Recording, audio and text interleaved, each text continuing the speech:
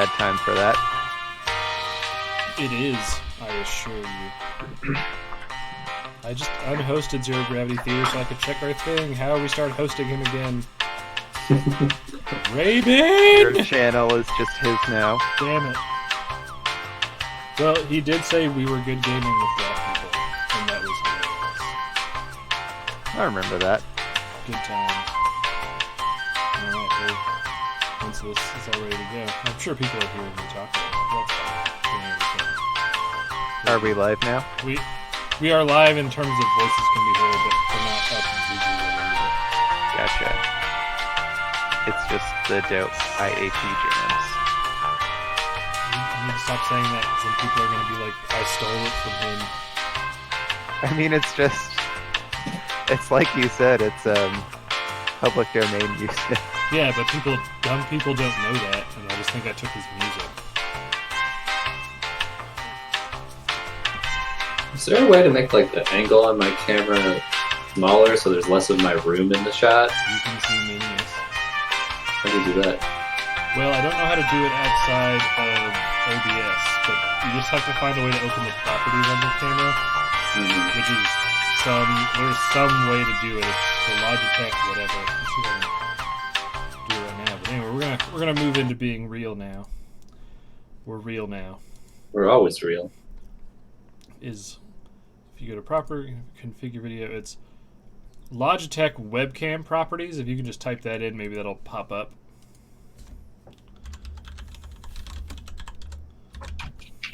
Oh man, yeah, that does look pretty silly, doesn't it?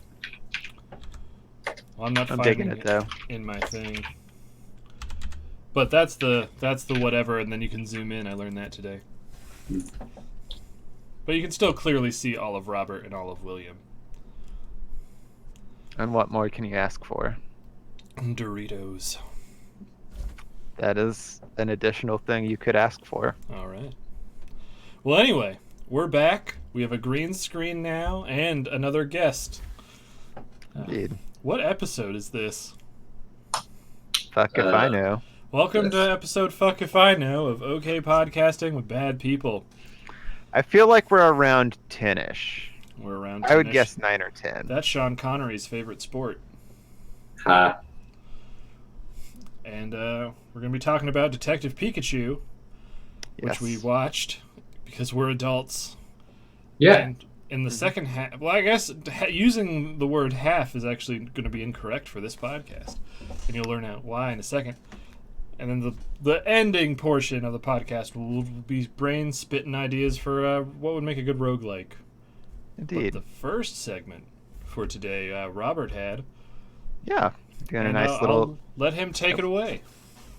New segment on a relevant topic. I'm sure you guys have both heard by now the news that Sony is taking the rights from Spider-Man back away from Marvel so they can no longer use Spider-Man in the Marvel Cinematic Universe.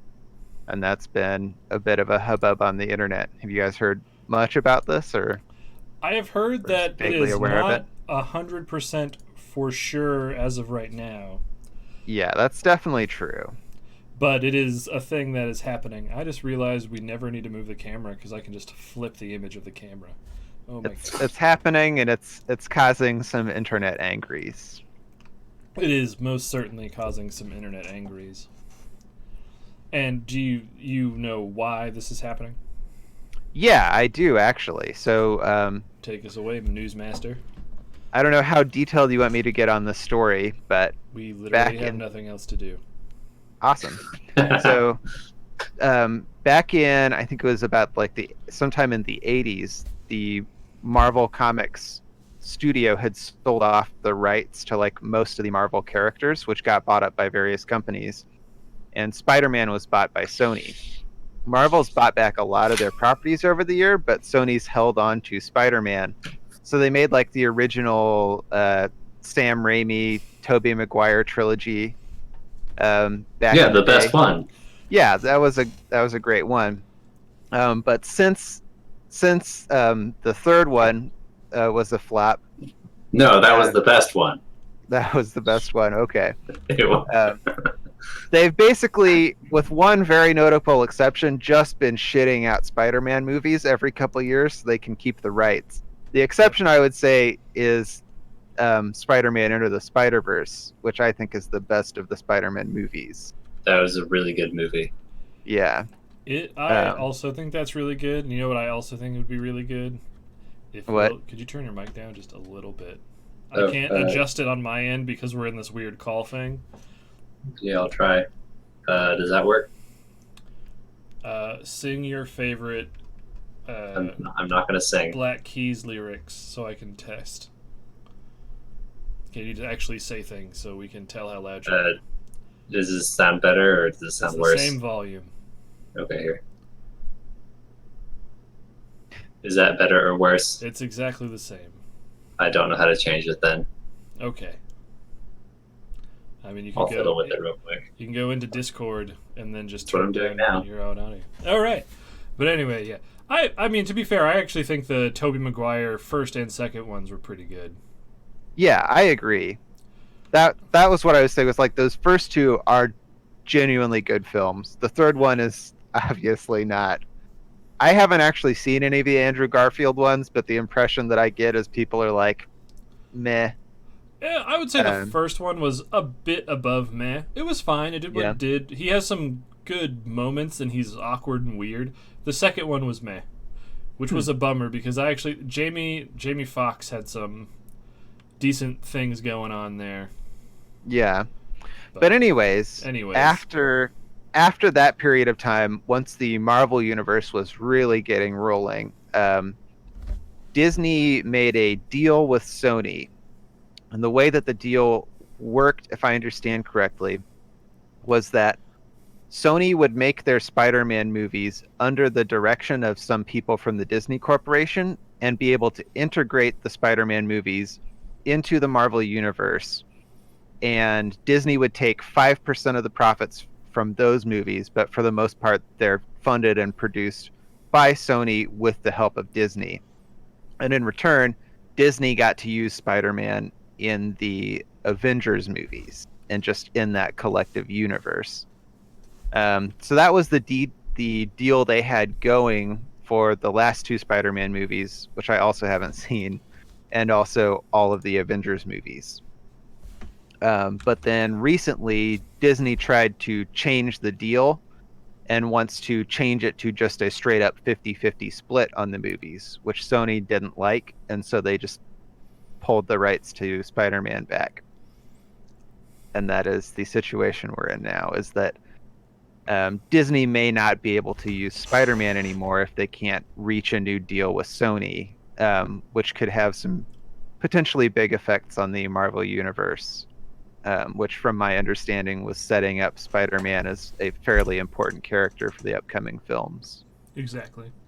I also heard that part of the issue was Sony wanted Kevin Feige, the guy who's been the executive producer for basically every Marvel film, to be the executive producer for Spider-Man movies going forward.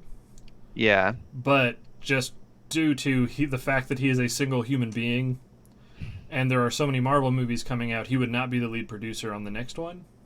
Yeah. And that made Sony upset because Kevin Feige is basically the entire backbone support structure of the entire MCU. It's his baby. So they're kind of feeling like they're not going to be able to keep the movies they make actually fitting in with the Marvel Universe if they're not working with him. I don't know. I don't know if it's a matter of that necessarily, or if it's just they're worried the quality won't be as good. Uh-oh. Krytal's here. Wait. Yep, it's me. That's Robert. That's William. And that's Pikachu. Yep. How does my mic sound? You're very quiet now. You're so you've super done quiet something. now. Because it was on default, so I think it was taking it through the camera, and now I think... Oh, now you're muted. So try turning yourself up through your microphone. This is good troubleshooting with bad people. Is that better? That is much better. That is perfect. Okay, good. We did it. Mission accomplished. Yes. Now we can stop the podcast. We did what we came here to do. Indeed. But yeah, so I was interested if you guys had. Is this something that you're upset about? Like the prospect of. Like, I get the feeling you guys maybe keep up with the Marvel movies more than I do. I mean, Are I've you. seen every one of them except Ant-Man and the Wasp because it hasn't come to Netflix and it's not going to. Yeah. But Thought we watched that one. we did not watch Ant-Man and the Wasp. Wait, yes we did. We did. We We did. did watch that one. Yeah. I've seen You every guys Marvel instead movie you didn't watch except Uncle Man and the Wasp. yes, we watched Uncle Man. I have not seen Captain Marvel, but it seems the consensus. You don't need to. Yep, that's what I've heard, Yeah. and that's about it. And I've liked them. There hasn't been one where I was like, "This is poo-poo garbage," and I wish I never watched it. Unlike some movies, call ahead jokes, but Yes, that is the discussion. yes, we were talking about that. I am bummed because I was really excited when they integrated Spider-Man because Spider-Man is one of the first Avengers, from what I understand. Or Yeah. if he wasn't on the original team, he became like a backbone member of it. Yeah, certainly like within the comics universe, he would be a very important character. Although, I guess in all fairness, so would a lot of the X-Men who also are not in the Uh, Marvel universe. in general movies, yes. I don't remember a lot. I'm sure there are. I haven't read that many comics, but normally with Avengers, I guess Wolverine is in it a lot. But aside from that, not a lot of the X-Men are on the Avengers team because they're too busy being with the X-Men. But I was really waiting for the movie where Spider-Man commits war crimes Yeah. with Silver Sable. I was really waiting for that one, and now that Was came. that Silver a- Sable? An arc in the comics? Yes. Well, you know who Silver Sable is, Will. You played yeah, I know you haven't beaten it yet, but I know you've played Spider-Man for the PS4. Yeah, I don't know who Silver Sable is. How far did you get? Like an hour in. Oh, okay. Silver Sable is just a leader of mercenaries, and she's a lady who has guns. And Okay. Spider-Man goes to her country and destabilizes the nation, and that's a war crime. Nice. That's it. And then he runs off while the Spider-Man theme song plays. Yes. He literally just runs. He just sprints across the border. Does he take a bagel on the way out? No, that was one of the things was why he destabilized the nation is because of their lack of bagels. Ah, that makes sense. He's like, fuck this country and their lack of bagels. I'm inclined to agree with you on that point, Krytol, so I don't think I'm going to try and change your mind. But Yeah, I think Disney is definitely probably the one in the wrong here.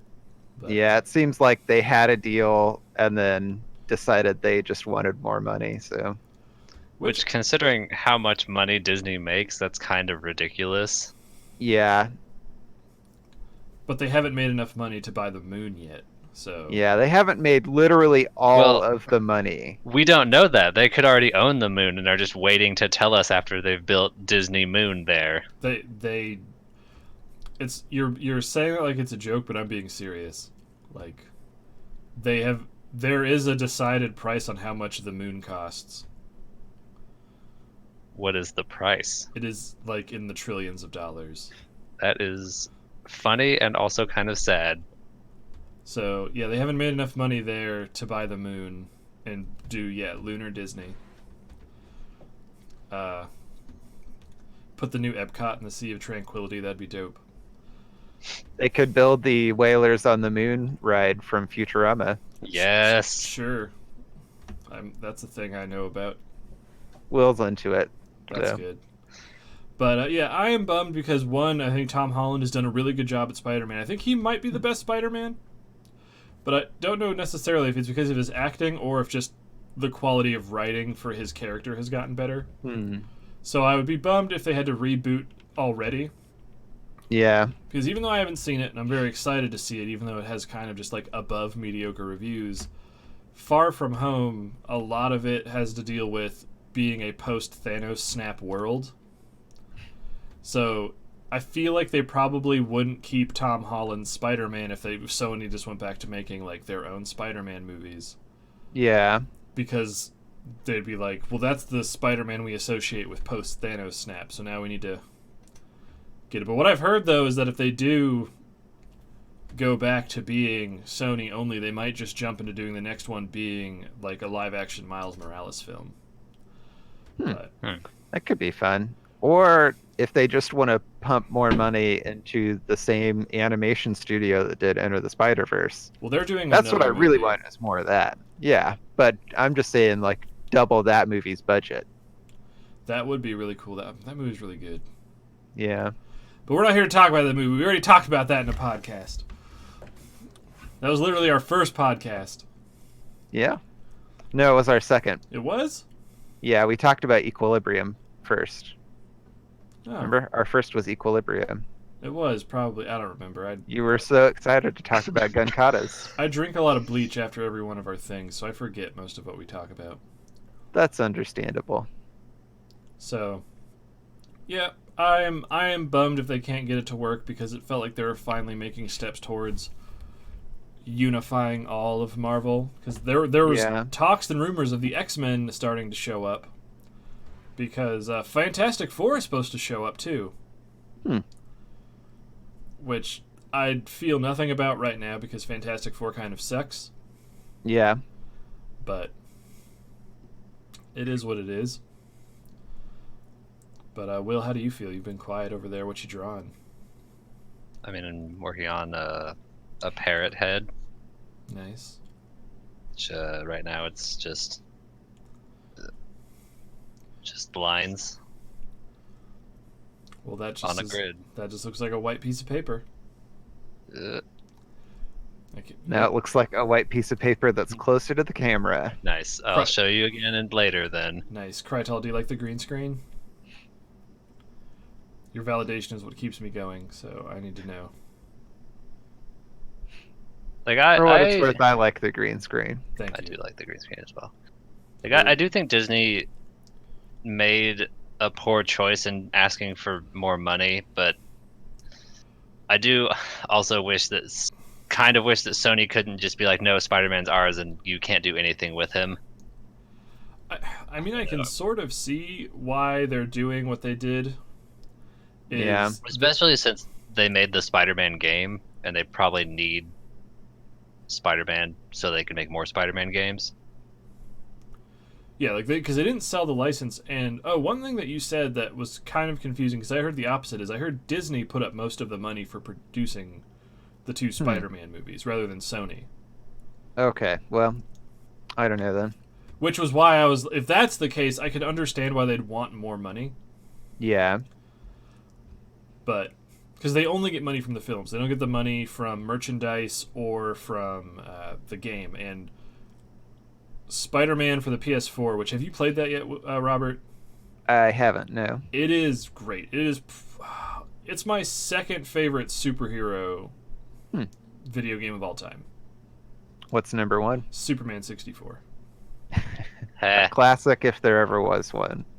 No, it's probably Arkham City is my favorite.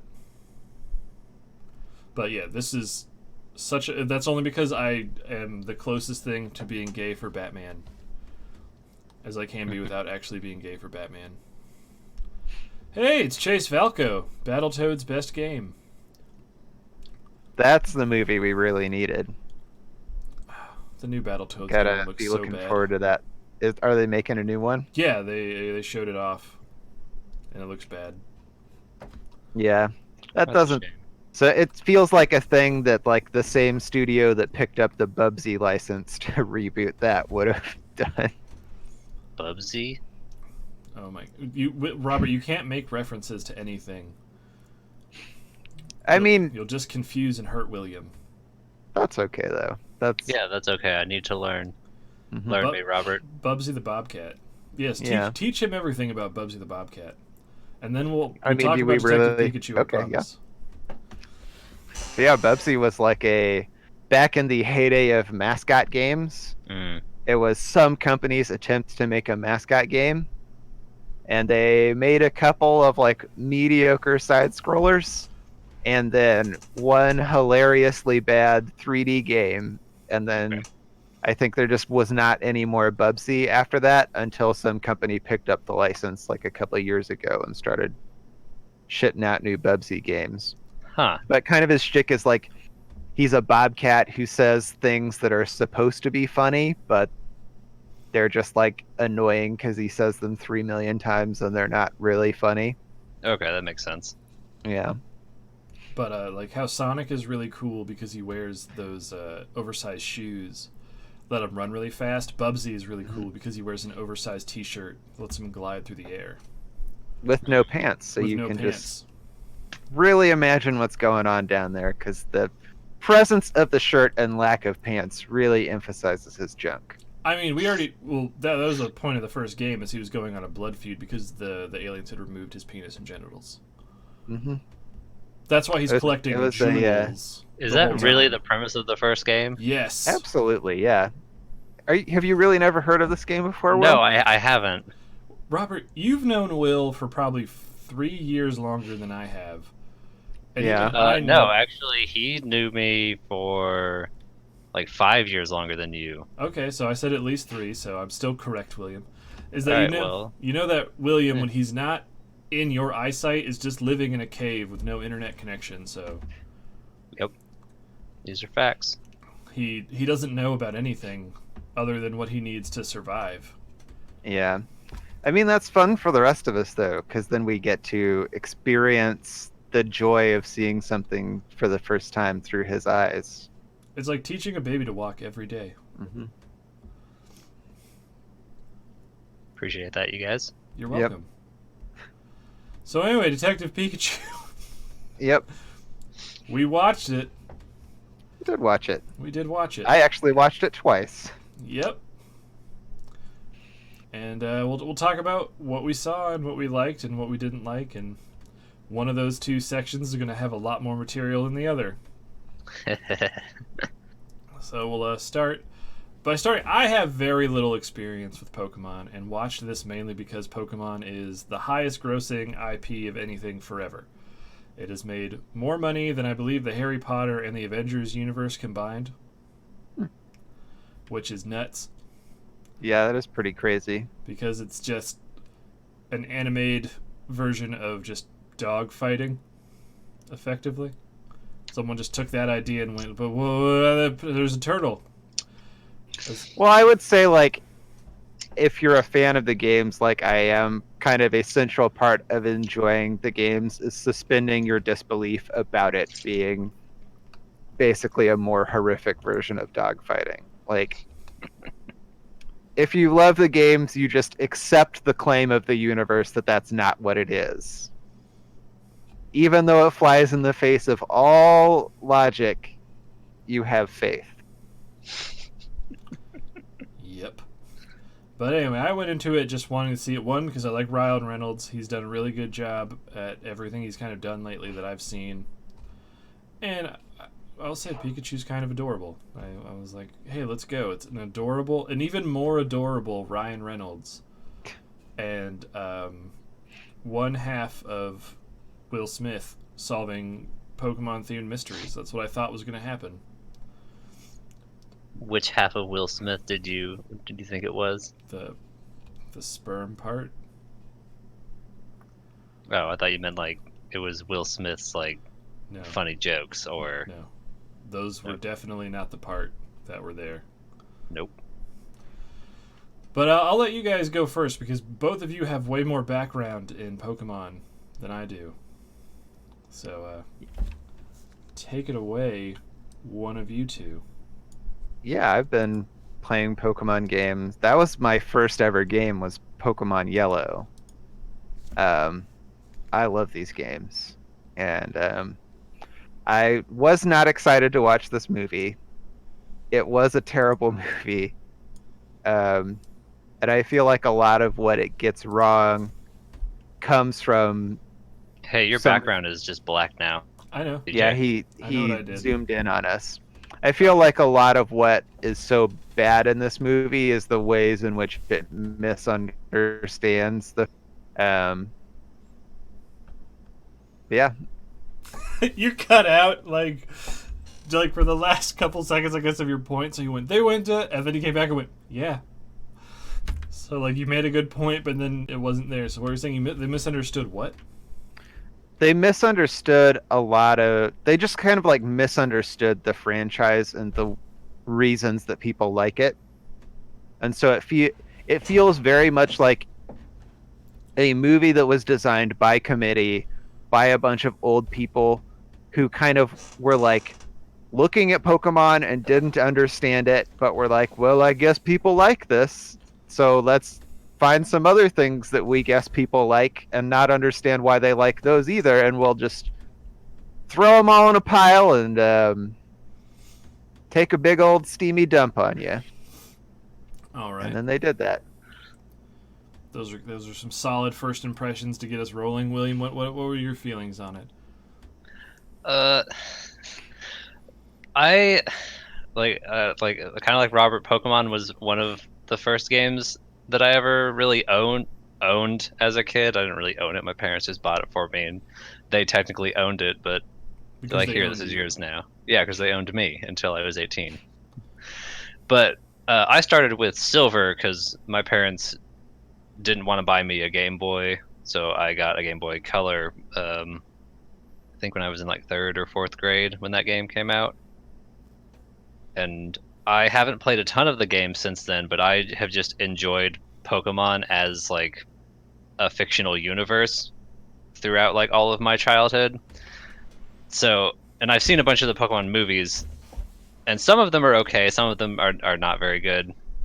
I would say this one just kind of falls more towards not very good, because there are some parts of it that I do like. Like I like how the main character is an insurance worker in the Pokemon universe. It's like that's such a boring job to have, which See, they I could have hated made. that.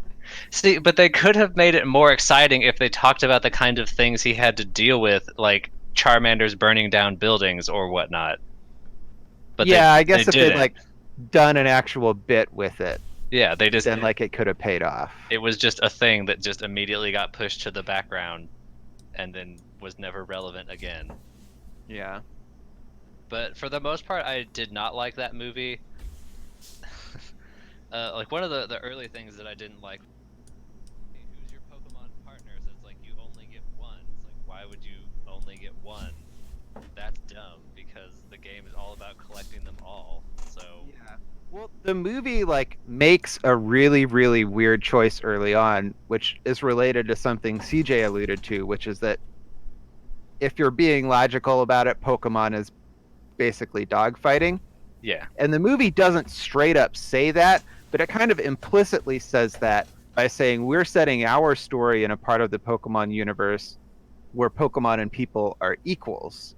mm-hmm. And so, like, there's one, instead of saying we're just going to play with this element of, like, just continue in your suspended disbelief that this isn't dogfighting. Instead of saying that, they say, no, it is.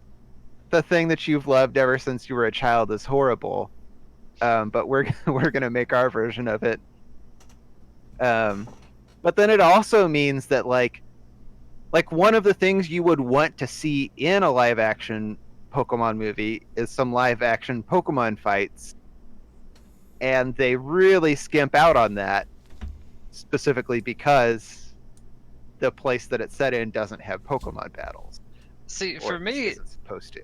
the fact that there wasn't Pokemon battling didn't really bother me at all. What bothered me more was that they didn't really show people and Pokemon actually like living together and like working like the same jobs together, except like the one time I think it showed like I can't remember, it's like a Braviary or something, like flew a lunchbox to a guy that was working on a crane. I mean, there's like a lot of But- little Pokemon who are, there's like the Lucolo who's helping out with coffee. There's Squirtles everywhere who they're using for like firefighting or cleaning the floor in one scene. Mm-hmm. There's a lot of like scenes where they show at least like the Pokemon being an integrated part of that world. Yeah, and I kind of wish it should just focus more on that, because like the battling thing again didn't really bother me at all. And even when it did the battling thing, like it would show the Gengar and the Blastoise fighting for a while, and then cut away from it, and then cut back, and Blastoise was just on the ground, and Gengar won. Yeah.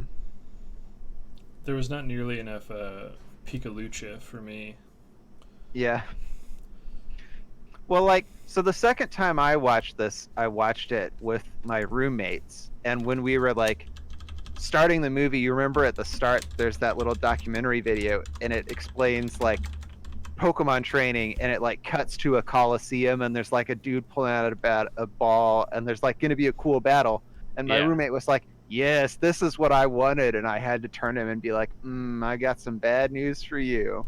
So. Speaking of the opening, CJ had one particular thing that he hated about the opening. Ooh, let's hear it. It involved a cave painting. Oh yeah, what the fuck? Yeah. So, for people who don't know Pokemon, so for the 3 Amish people who are watching this on someone's phone on a train, I guess, I don't know. No, they wouldn't be allowed to get on trains. I don't know who's watching this who doesn't know this, but Pokemon get caught with Pokeballs, which are clearly a thing designed by science that we have, like, with the internet and cars. But in a cave painting, when they're like, back in the beginning of time, Pokemon and humans clearly fucked, but also did other things. It shows a cave painting of a caveman throwing a Pokeball at a Pokemon. So that might actually be an established part of the Pokemon universe. I do know that there are some like Pokeballs in Pokemon that are like made out of various tree nuts and stuff. And there are like specialists who work in like that kind of Pokeballs. So yeah, that's like that is actually an established part of the Pokemon universe.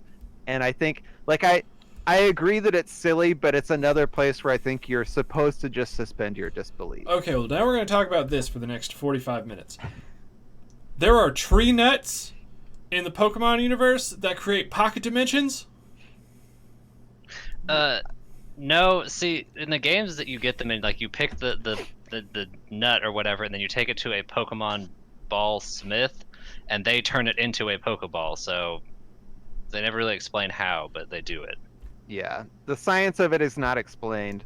They also like they are in some of the card games. You can see the like tree nut type balls, and they are like they look kind of like big old acorns hybridized with a Pokeball. So like it's not impossible for me to believe that within the universe of Pokemon, that's just how it works. Okay, so it could be that Pokeball technology is derived from the scientific study of tree nuts. So like what if and those only work with Pokemon? Like what if a little kid was like, sweet, a giant nut, and they bit into the nut and then he got sucked into the nut? Oh, there's no, beforehand it's just food. Yeah, it has to be crafted into the ball. What do you do? What magic lotions do you rub into this nut that turn it into a Stargate device? They never explain. No, but we're going to figure it out. On the cards, I think there's like a smith hammer or something, so he's doing some kind of smithing.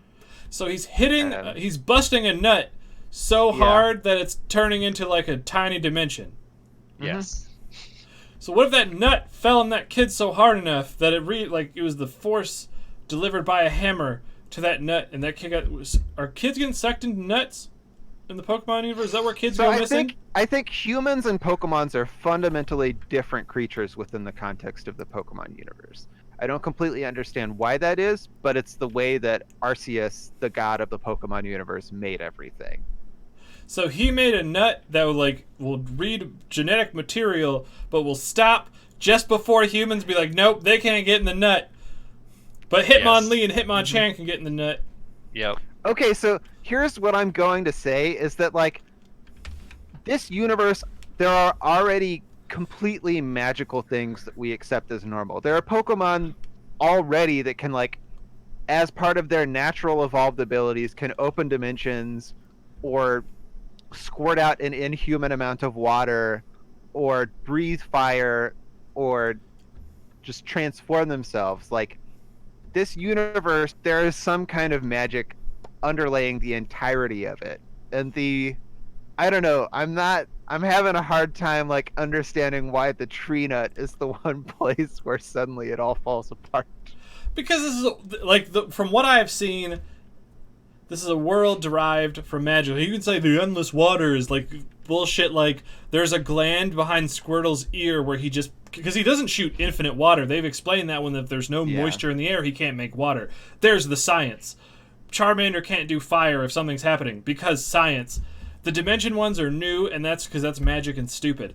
I'm also mad at that one. But now there's there's a nut that just makes portals. And no one's talking about it. That's all. There wouldn't be wars or anything. Hey, it's that guy. He's here to talk about nerds talking about Pokemon. There wouldn't be any need for cars or anything. There's portal technology that exists. Why are 10-year-olds allowed to walk around wherever the fuck they want fighting Pokemon? I want to know more about this teleport net. Well, we can't really answer that because neither of us really know. But you do, Will. You're the master of Pokemon. I don't know. I feel like it's becoming my catchphrase, but I think it's just a place where you have to suspend your disbelief because it's a part of the universe. No, That your is like catchphrase is, the- in all fairness, that is your catchphrase. It's like the fifth time That's you've my- said it. yeah. Okay, I'll let it go for now because we have other shit to talk about, but this is going to haunt me forever. Like, I can't not think about this now. Yeah. Anytime anything happens, will you eventually buy Pokemon Sword or Gun or whatever it is, and you're playing it, I'm going to be like, what nuts are there? What nuts create infinite mana from the heavens that everyone can eat? And then just everything, the nuts have changed. If you want, we can work on a just really angry letter to send to the Pokemon Company and see if they write anything back. If the next Pokemon isn't Pokemon the movie, the Secret of the Nut Mysteries, then I'm going to be super pissed. And I won't buy it. Yeah. Well, yeah, we'll talk with them and maybe they'll hear your frustrations. Robert, I think you in actuality have actually ruined the next 4 days of my life. I'm By sorry. dropping that amount of knowledge. You could have been like, yeah, that was stupid. That cave painting was dumb. And then you went, no, that's a thing that happens. And when we stop podcasting, I'm going to fall down the deepest wiki hole trying to figure this out.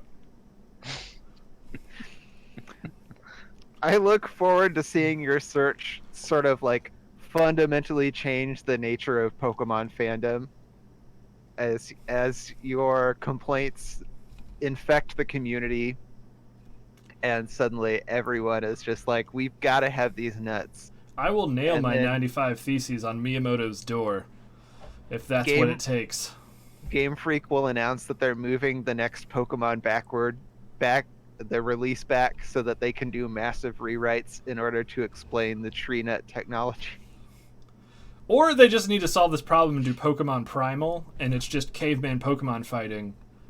And just at the end of it, the god of Pokemon nuts is just like, and now I take this away because you humans are stupid. And that's it. There we go. I can't be mad anymore. I'll just know there was magic and we lost it due to our hubris. Yeah. And thumbs. But until then... Oh my god, I hate Pokemon so much. Okay, but what was something you liked about the movie? The credits. The credits. Because it meant the movie was over. Okay. No, I liked how weird it was at times. Where, like, Ryan Reynolds' Pikachu had to rub Psyduck's feet, and everyone was uncomfortable, including me, and I'm just like, man, this movie's weird. It had some odd moments, that's certainly true. I did find Ryan Reynolds' performance on the whole pretty enjoyable. Yeah, he did a good job. I was surprised. One thing that bothered me near the beginning, which I don't know the technical term for it, which I should as I'm an English major, is they had a whole bunch of these statements where it would be like, someone would be like, this is my room, and then the other person would go, this isn't a room, it's a coffin with tea or something. Like, it was a this isn't a this, it's a this statement. There's like 8 of them near the start of the movie, and it started bugging the shit out of me. but Pokemon was one of the major founders of the massive Monster Fucker fandom. That's true. It started with Pokemon, and it is currently being held by Monster Musume. When are we going to talk about that on the podcast? Sometime. Yes. There's no fucking magical tree nuts there, and even if there would, it'd be fine. I wouldn't be mad at all. Yeah. Okay, but see, like, the magic thing for me is part of why the fact that he was an insurance appraiser was kind of annoying to me. Mm-hmm. As well as, like, the fact that the sets are clearly designed to be, like, they're our world, only there's Pokemon in it now. Like, they don't look like the towns from Pokemon. Well, yeah, They look like... it's an entirely new city. Well, like, they're not even in the style of, like, Pokemon cities, though, is what I'm saying. Like, Okay. even if it's a completely new city, like, What it does that feels mean? like they just made their own world, or they made a simulacrum. Simulacrum word? is a word. Simulacrum, yeah, of like of the Pokemon of our world, but with Pokemon in it. And I guess what I would prefer is, I want you to show me, like, here's what the world from the games would look like, but in real life. Rials, I want you to give me your top 3 waifu Pokemon.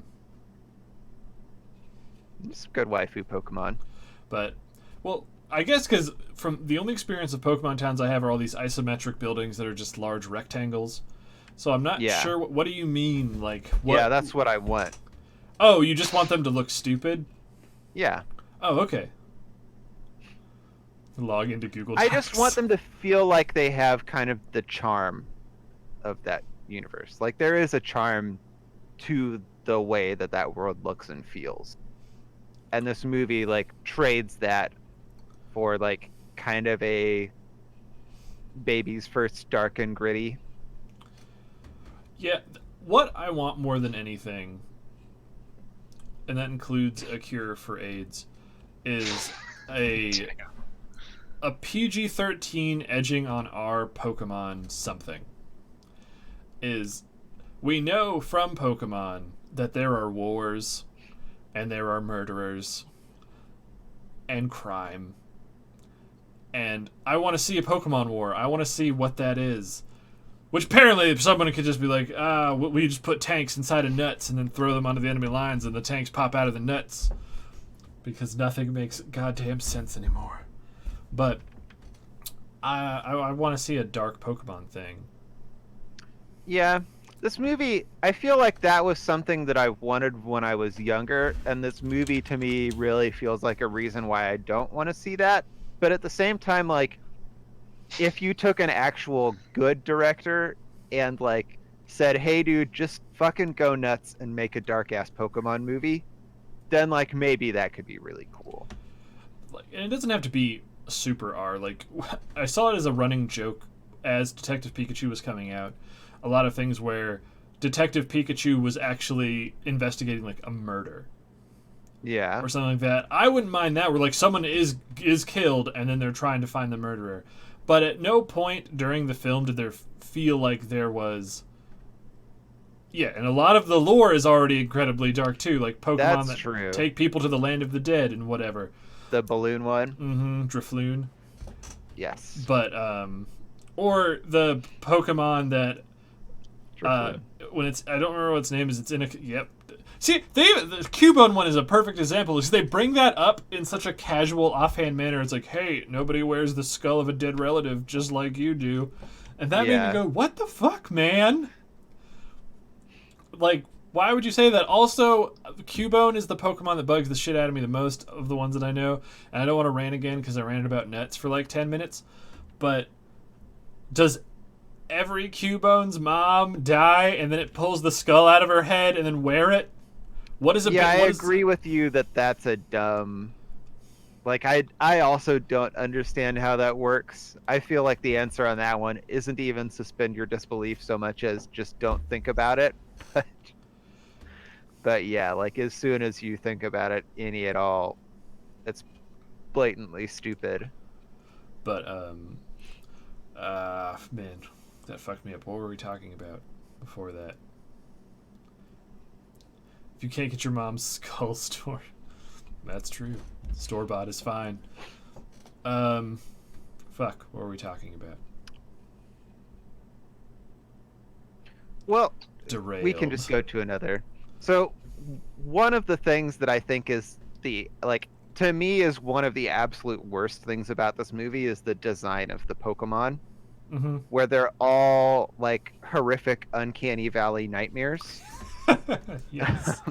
Lickitung. Like, yeah, Lickitung is gross. Gengar is a Pokemon that's like one of my favorite Pokemon, but he looks so fucking gross in this movie and stupid, and I hate him. Oh, I thought actually Gengar looked pretty fine in this one. I hated the That's Gengar fine. in this I had no love pre this for Gengar, so I wasn't like, yeah.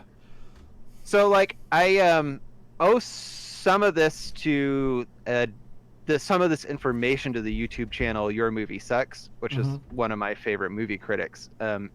Because he talked about kind of the place that this art came from, which is that there's an artist named R.J. Palmer who I think I know who you're talking about. Yeah, so he made these kind of like, let's see if the camera can capture it. Probably not too bright. Oh well. He made these like pictures of realistic Pokemon that like have been going around the internet for a long time, and you probably have seen them before. You could put some links in the chat if you want. Yeah, I did not think to get any links, but if you Google RJ Palmer, you'll get to his website immediately. It comes up first. So anyways, he'd made those like images and people spread them around because they looked like weird and creepy, and it was funny to see how weird and creepy realistic Pokemon would look. But the studio that made Detective Pikachu hired him. Like, yeah, they were looking through the internet while doing the like brainstorming for this movie, looking for ideas of like, well, how do we want to make these Pokemon look? Found his pictures and hired him. And so the official story is they just liked his pictures.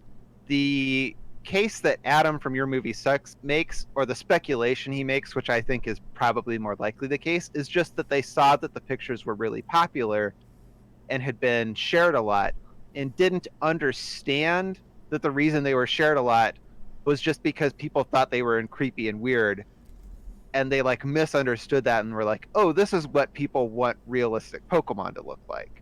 Gotcha. I'm looking at his website right now, and I have seen these pictures before. Yeah, they're really cool pictures, but they look creepy and gross.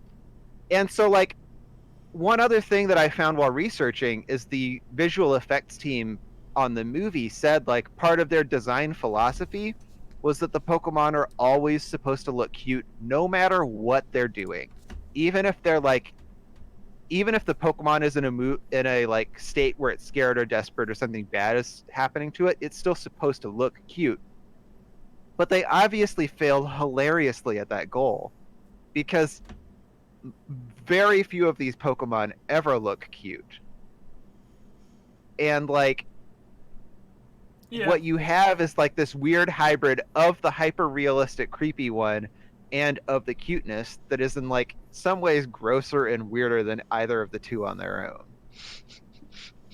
I can agree with that. I did remember what I was saying before we got offed on Cubone, is there wasn't really any point in the movie where I felt like there was like a threat of anything. There was nothing where I was like, oh.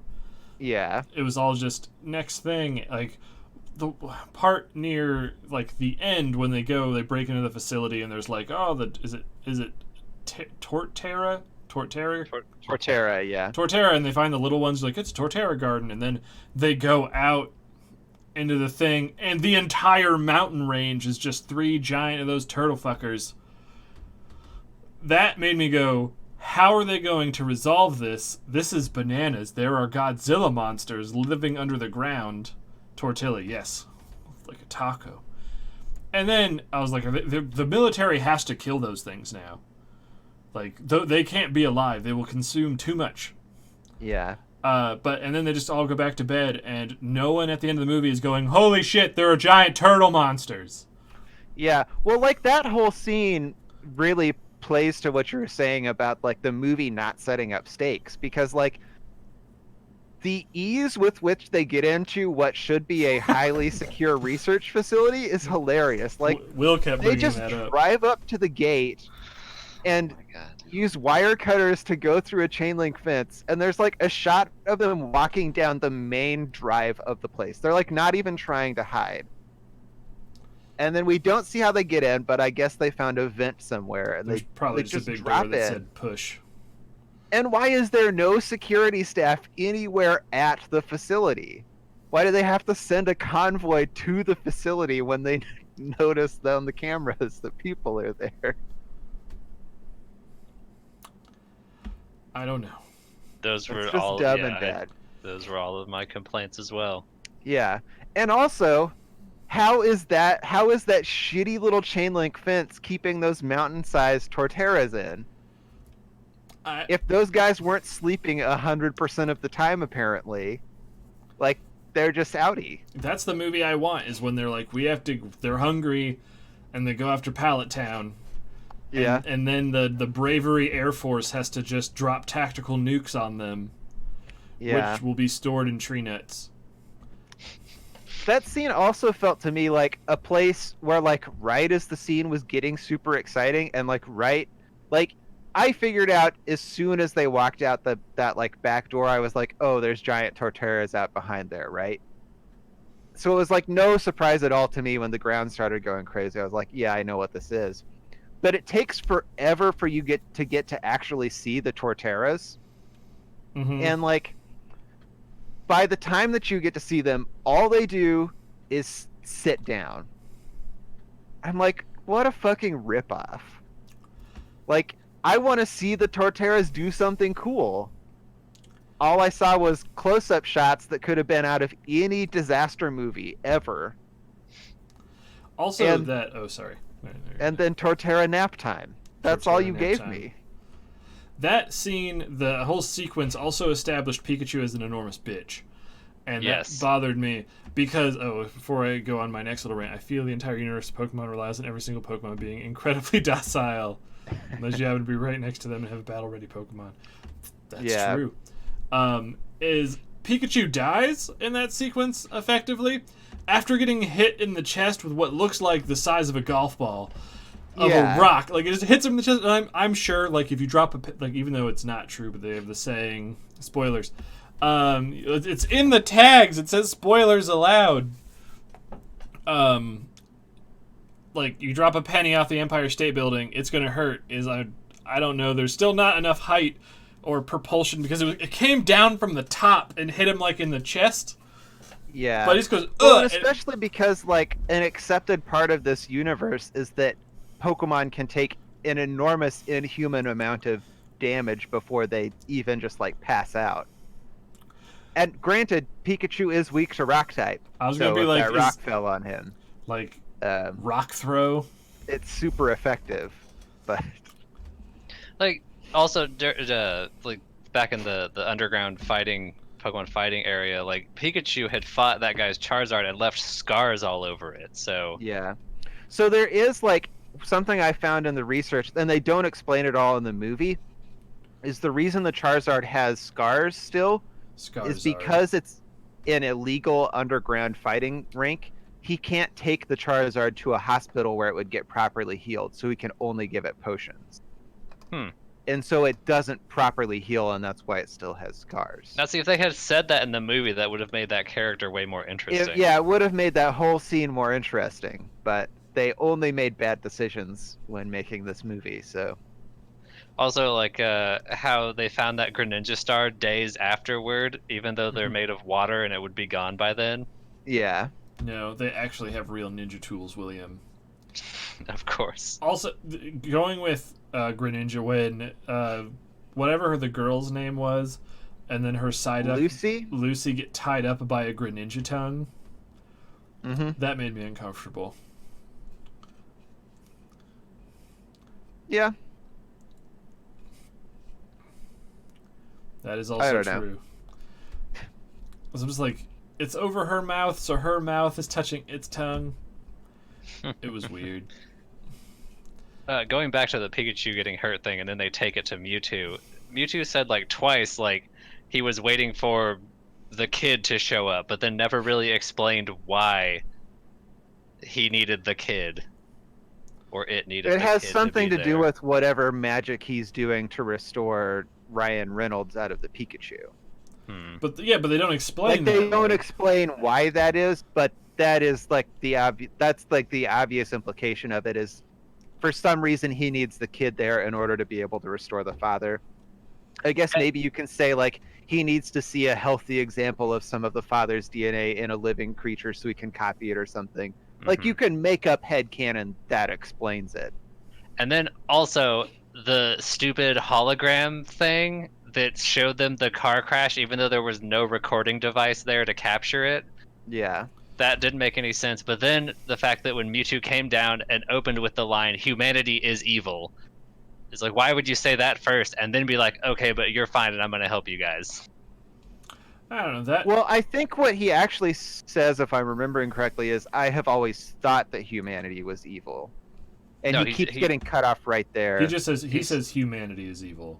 But then he's like, but you've shown me that there are some good humans. Yeah. So Okay, it's like, yeah. why start with that line? For terrible writing. I don't know. That like makes sense from his perspective and feels in line with like what the story of Mewtwo is. But I guess you could say they got that imagery for that there's as many satellites in orbit as there are in our world. They could have just satellited down and saw it. Yeah. I don't know. This movie's really dumb. It was. I really enjoyed finding some of the just like dumb plot holes in it too. I'm very excited because you said you have notes of when you get. Jesus, is that the actual line? Yes. A lot of my notes are in like all caps just because I would be like watching this movie and then be like, what the fuck are you doing, you buffoons? Oh, before we get into more negative things about it, one thing I did like about the movie was at the underground scene when they were using I think they were explodes as like the DJ sound system. I thought that was a really neat little thing that they did. How the fuck does that work? Really? You hated that? Yeah. How are they getting the music into the explode? I don't know. Well, it just didn't feel like what explodes do. If you watched them, they were all basically beatboxing. So it was kind of like a weird Pokemon acapella thing.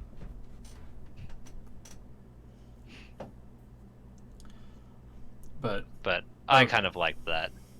Why did you hate that? Partially just like that whole like scene with the explodes and the kind of like DJ thing just felt so fucking cringy to me, where they're just going like critical hit. That was cringy, but I think the idea of using a Pokemon as an organic sound system is kind of cool. Yeah, I guess like maybe I just couldn't see it because I was too deep in the cringe. You were blinded by rage-tinted glasses. Deep in the cringe. That's could be a whole nother podcast. It also sounds like a gross euphemism. Yeah. But all right, let's drive this negative train all the way home. Oh yeah. Sounds like a Doom wad. Knee deep in the cringe. Yo, dog, how was you and Marcy last night? I got knuckle deep in cringe. Gross. Yep. Anyway, what are some of your notes, Robert? I mean, this is the most notes I've taken for any movie that we've talked about. Mm-hmm. Do we just need to keep watching shitty movies? I mean, unsubscribed? Oh no! We rated you today. You can't unsubscribe.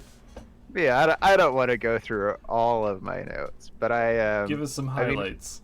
Yeah, so like one thing that I found really, really funny was in the like scene at the end of the movie, where he takes the head thing off of the guy and Mewtwo comes back and he like Pikachu is falling to the earth and Mewtwo saves him. Mm-hmm. So like all of that happened. The kid is at the top of the tower, takes the thing off. Pikachu falls. Mewtwo goes down and saves him, and then immediately the kid is like running out from the tower. What elevator did he take that went that fast? He used I didn't even notice that. The elevator net. Because he's down there way too fast. And like the dumb thing is, it's Pokemon. You could have easily found a way for him to get down there faster. Like he could have hopped on a Pidgeot and taken it down. No, all the And you could have Pidgeots shown were me a fused cool with humans. Pokemon thing. Yeah. They were too afraid. That plan was also stupid. Yes, I don't it know. was. I kind of thought it was better than some of like the Pokemon villain plans. I mean, that's not a high bar.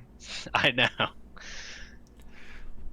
The other But thing the idea of just like making humans better by just turning them into Pokemon was interesting to me, rather than just we're going to enslave all the Pokemon or I'm going to enslave this specific god Pokemon. Yeah. The thing I didn't understand though is when he is inside of Mewtwo, he has the ability to like physically merge human and Pokemon, Yeah. thus making them inseparable except through the workings of Mewtwo. But he leaves his old ass broke body sitting in a wheelchair with a head thing on that he can get Scooby-Doo foiled if just a meddling kid just pulls it off of him. Yeah, I guess like maybe the Mewtwo magic won't let him merge himself into Mewtwo when he's already in Mewtwo. But The stream jumped and he said he was inside of Mewtwo. well, that's basically how it happened in the movie too. So Yeah, the villain uses a stupid neuron. He uses what is that thing called? He uses Cerebro from X-Men, and he puts his consciousness into Mewtwo, and then uses Mewtwo's psychic soul joining powers to physically merge human and Pokemon. Which I am so mad I did not get to see Snubbull voiced by Ken Watanabe. I wanted that so bad. yeah, that feels like a real fuck up. Is that like if you're gonna do that scene, then at least show me some funny things that happen while humans are Pokemon. See, they could have just had that be the entire movie, and it just opened with the old guy doing that to the entire planet, and then they had to deal with that. Yeah, that actually would have been interesting. Okay, we're gonna write the next Detective Pikachu movie. Also, for as much as they... Wait, so remember, right, Mewtwo is the Yes, that is correct. Yeah, he's like genetically engineered from the DNA of Mew, which is like, I don't completely remember the lore on that, but is one of the ancient and powerful Pokemon in that universe. Because Ryan Reynolds' Pokemon in that movie says he is the strongest Pokemon in the world. Yeah. Well, So, also in the movie they say Mew is dead. Is Mew dead in the games? they I thought say Mew is alive dead. in I the don't remember them games. saying Mew is dead. Yeah, they Well- say that there's like a newspaper that you see that says that they found the remains of ancient Mew. In And you're Oh. supposed to assume that they used those to make Mewtwo. in the original Pokemon movie, they found a Mew fossil, but it was just like a fossilized Okay. eyelash. Gotcha. Oh. All right, well. I don't know. The thing I was most surprised at was the ending. Is like, just because everything is about making money, is anything that has the potential to make money, you always want to have a sequel hook for it. Mm-hmm. And this movie murdered any chance of a sequel by doing the reveal that Detective Pikachu is only Detective Pikachu because he's a Pikachu with Ryan Reynolds literally forced inside of him. Yeah, that twist is so dumb. I accidentally spoiled that twist to my roommates when I was watching this with them. Like, I knew it the first time I watched, like, before I'd even seen it, because I'd already watched the Your Movie Sucks review. But they didn't know it. And we were, like, joking around about how bad the actor who plays the main character is. Justice Smith. Yeah. And I mean, maybe he's good in other things. I don't know. He's terrible in this, but so is like almost everyone. But like, we're laughing about all the things he's doing badly, and I'm like, it's so funny too that they want me to believe that he is Ryan Reynolds' son. And everyone in the room was just like, did you have a stroke? What are you talking about? Because like, the funny thing is, I spoiled that plotline, but it was such a dumb spoiler that I was able to play it off like, oh, I just misspoke. Because it didn't even occur to any of them that, oh, that actually was what the twist was, because it's so fucking stupid. See, during the fountain scene when they're just both sitting together, I actually just like looked at CJ and went, Pikachu is his dad. And I went, oh, he is. Like, that's why he can talk to him. Yeah. Which is also dumb. Yep. But Oh yeah, because CJ brought it up when he first went to go look at his dad's apartment and then gets sprayed with purple smoke. He doesn't immediately call like poison control or something. He's just like, nah, that's fine, that's normal. I'm just gonna go take a nap or whatever. Yeah, I was laughing at that too, because he's like not even like he finds it and it's going everywhere, and then he like sprays it out outside on some of the nature, and then he just like goes back to searching the apartment. you're Like, very fucking call wrong. the hospital. Since humans Yeah, are this movie is. Oh, sorry. No, go ahead. Since the humans are technically Pokemon according to Pokemon lore, does that mean humans can be treated at the Pokemon Center? Are they technically Pokemon? Yeah, I I don't think it remember was not revealed. I think it was like someone basically just figured out that people are just like a higher tier of Pokemon, and that's why they can command them easily or Because whatever. Arceus made people. That's a thing.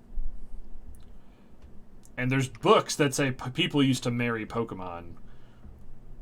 Nice. So, but anyway, yeah, like at the end of the movie, Pikachu and Ryan Reynolds are separated, and it goes back to status quo, whatever. So if they did a sequel, which this movie made a shitload of money, so they might, is Pikachu and Ryan Reynolds are going to have to like fusion ha dance and Yeah. do that together.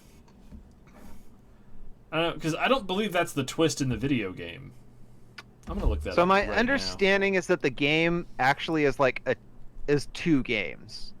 So like they made the movie and the second game isn't out yet, but they had talked with the people who are making the second game, and I guess that is supposed to be like the reveal in the game also. now. Oh, that sucks. But I hope- mean, maybe they'll change their mind. Who knows? I honestly hope the Sonic movie is just more about Jim Carrey than about Sonic. Well, about his dad inhabiting the horrible CGI Sonic. No, just like as Jim Carrey as Dr. Robotnik or whichever one Yeah. of the two he is in that. I don't Is he know. Robotnik or Eggman? I think he's Robotnik. Okay. Because Robotnik is the Western name for him. I don't understand what the difference is between the two. They're all like synonymous to me. I mean, the difference is, like Sonic America was like Eggman is stupid, and then they just gave him a different name, and then as the games went on, they merged the two names. That his name is Dr. Ivan Robotnik Eggman or Eggman Robotnik. Like it's all the same thing. So now everyone just calls him Eggman. Yeah, it's Eggman Yubaka Gaijin. That's what happened. Is eventually we got so into Japanese culture that we're like, we have to call it the right thing now.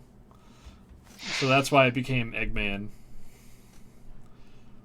Well, Because there the you go. Gaijin Smash eventually wears thin. And we just had to give in. But, Indeed. But at least we can all agree that Sonic Adventure 2 Battle is the best Sonic game. Let's go back to the Pokemon movie. Yep.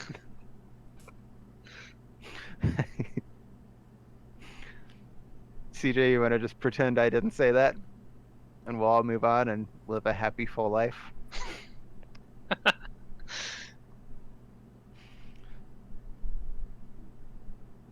CJ, can you hear us? Yeah, I can I'll hear assume you. I you can can. hear you. Okay. All right, good. We're going back onto topic then. all right.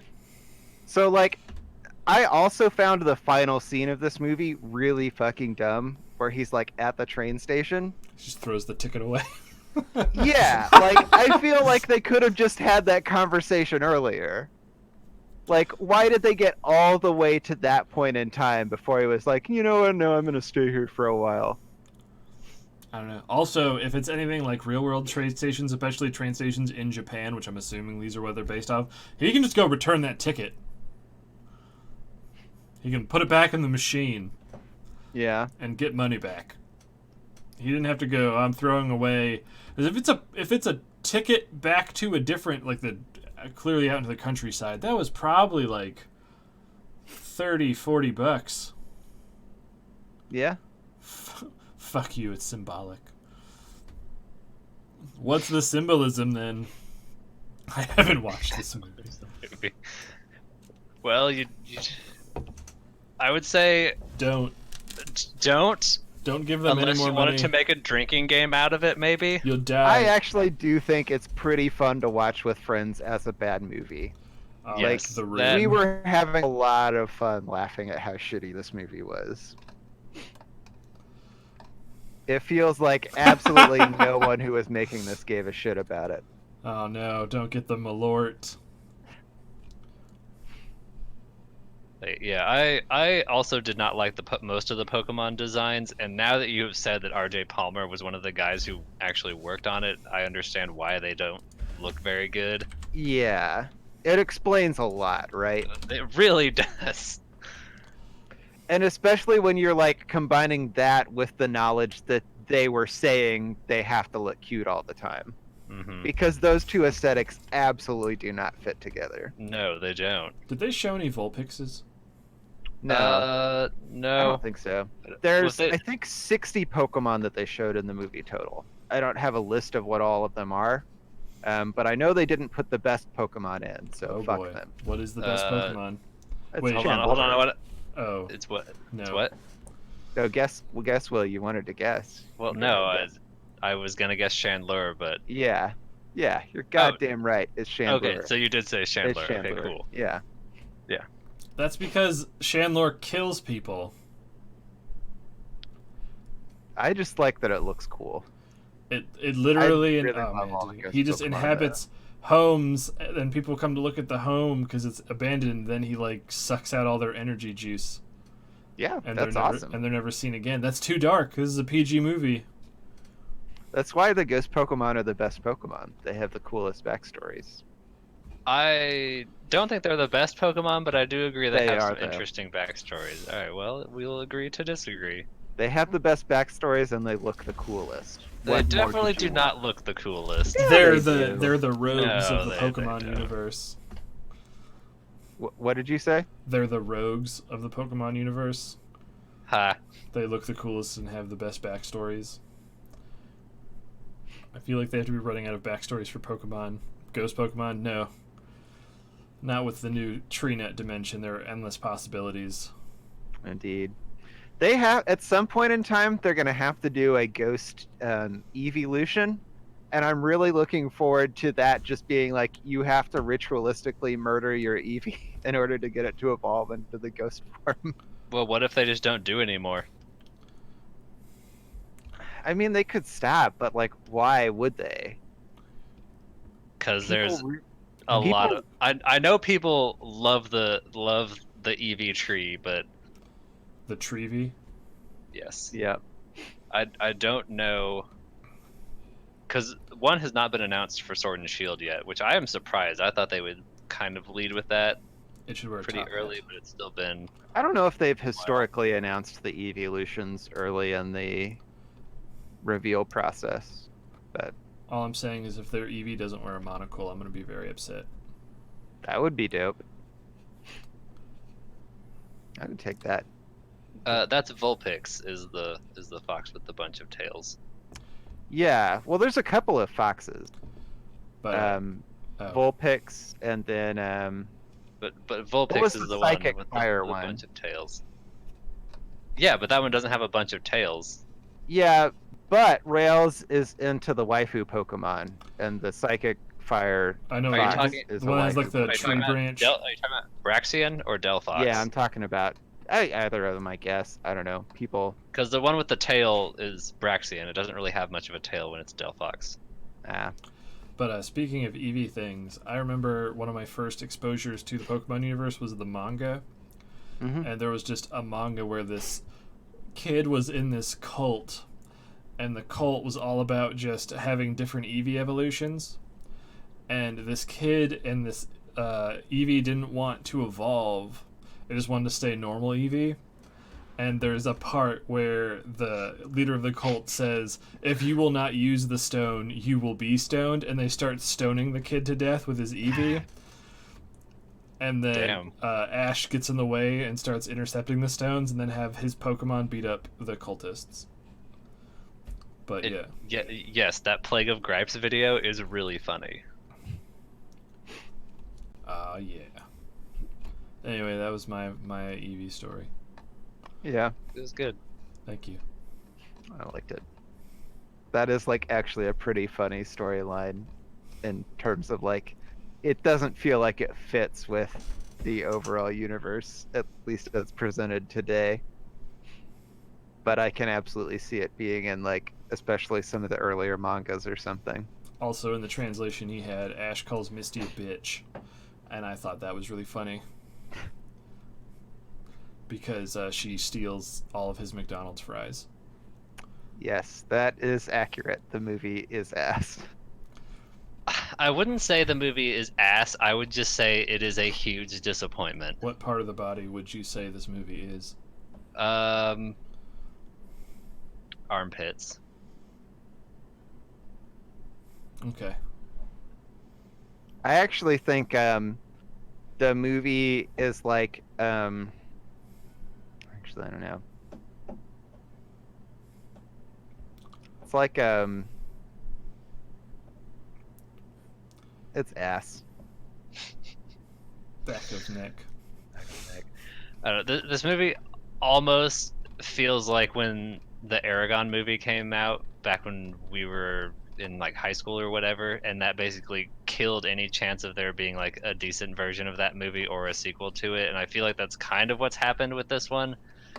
Is it's probably going to be a while before another live action Pokemon movie comes out, and maybe even longer for a good one to come out. Why do you think they'll be able... This movie made so much money. This movie is a financial hit. Yeah. Aragon, the movie, was a dumpster fire. It was. It made me really sad. Everyone hated it, but... And like as much as we hate this movie, it has a shocking number of defenders. I read like part of one review from a guy from Forbes magazine, like one of their critics called it the first good video game movie ever. And like it isn't just dumb fans who like have decided like, oh, I remember that Pokemon, that was cool, and like that was all they saw. Like there's people who like it. Doing the like normally for the research on movies that we talk about, I'll read through the trivia section on IMDb, and usually it's a great resource, but it was an absolute fucking shit show for this movie because it was like so clear that a bunch of people who loved this movie had gone in and like listed a ton of redundant facts, confused their own fan theories for facts. So there were like a lot of 2 or 3 paragraph long blocks of text on the IMDb trivia page that I had to just be like, fuck it, all of this is useless, I'm not reading it. Like it was just a shit show. If we can just pause for just a quick second, I want to ask Riaz, are you talking about the Dungeons and Dragons movie that had one of the Wayans brothers in it?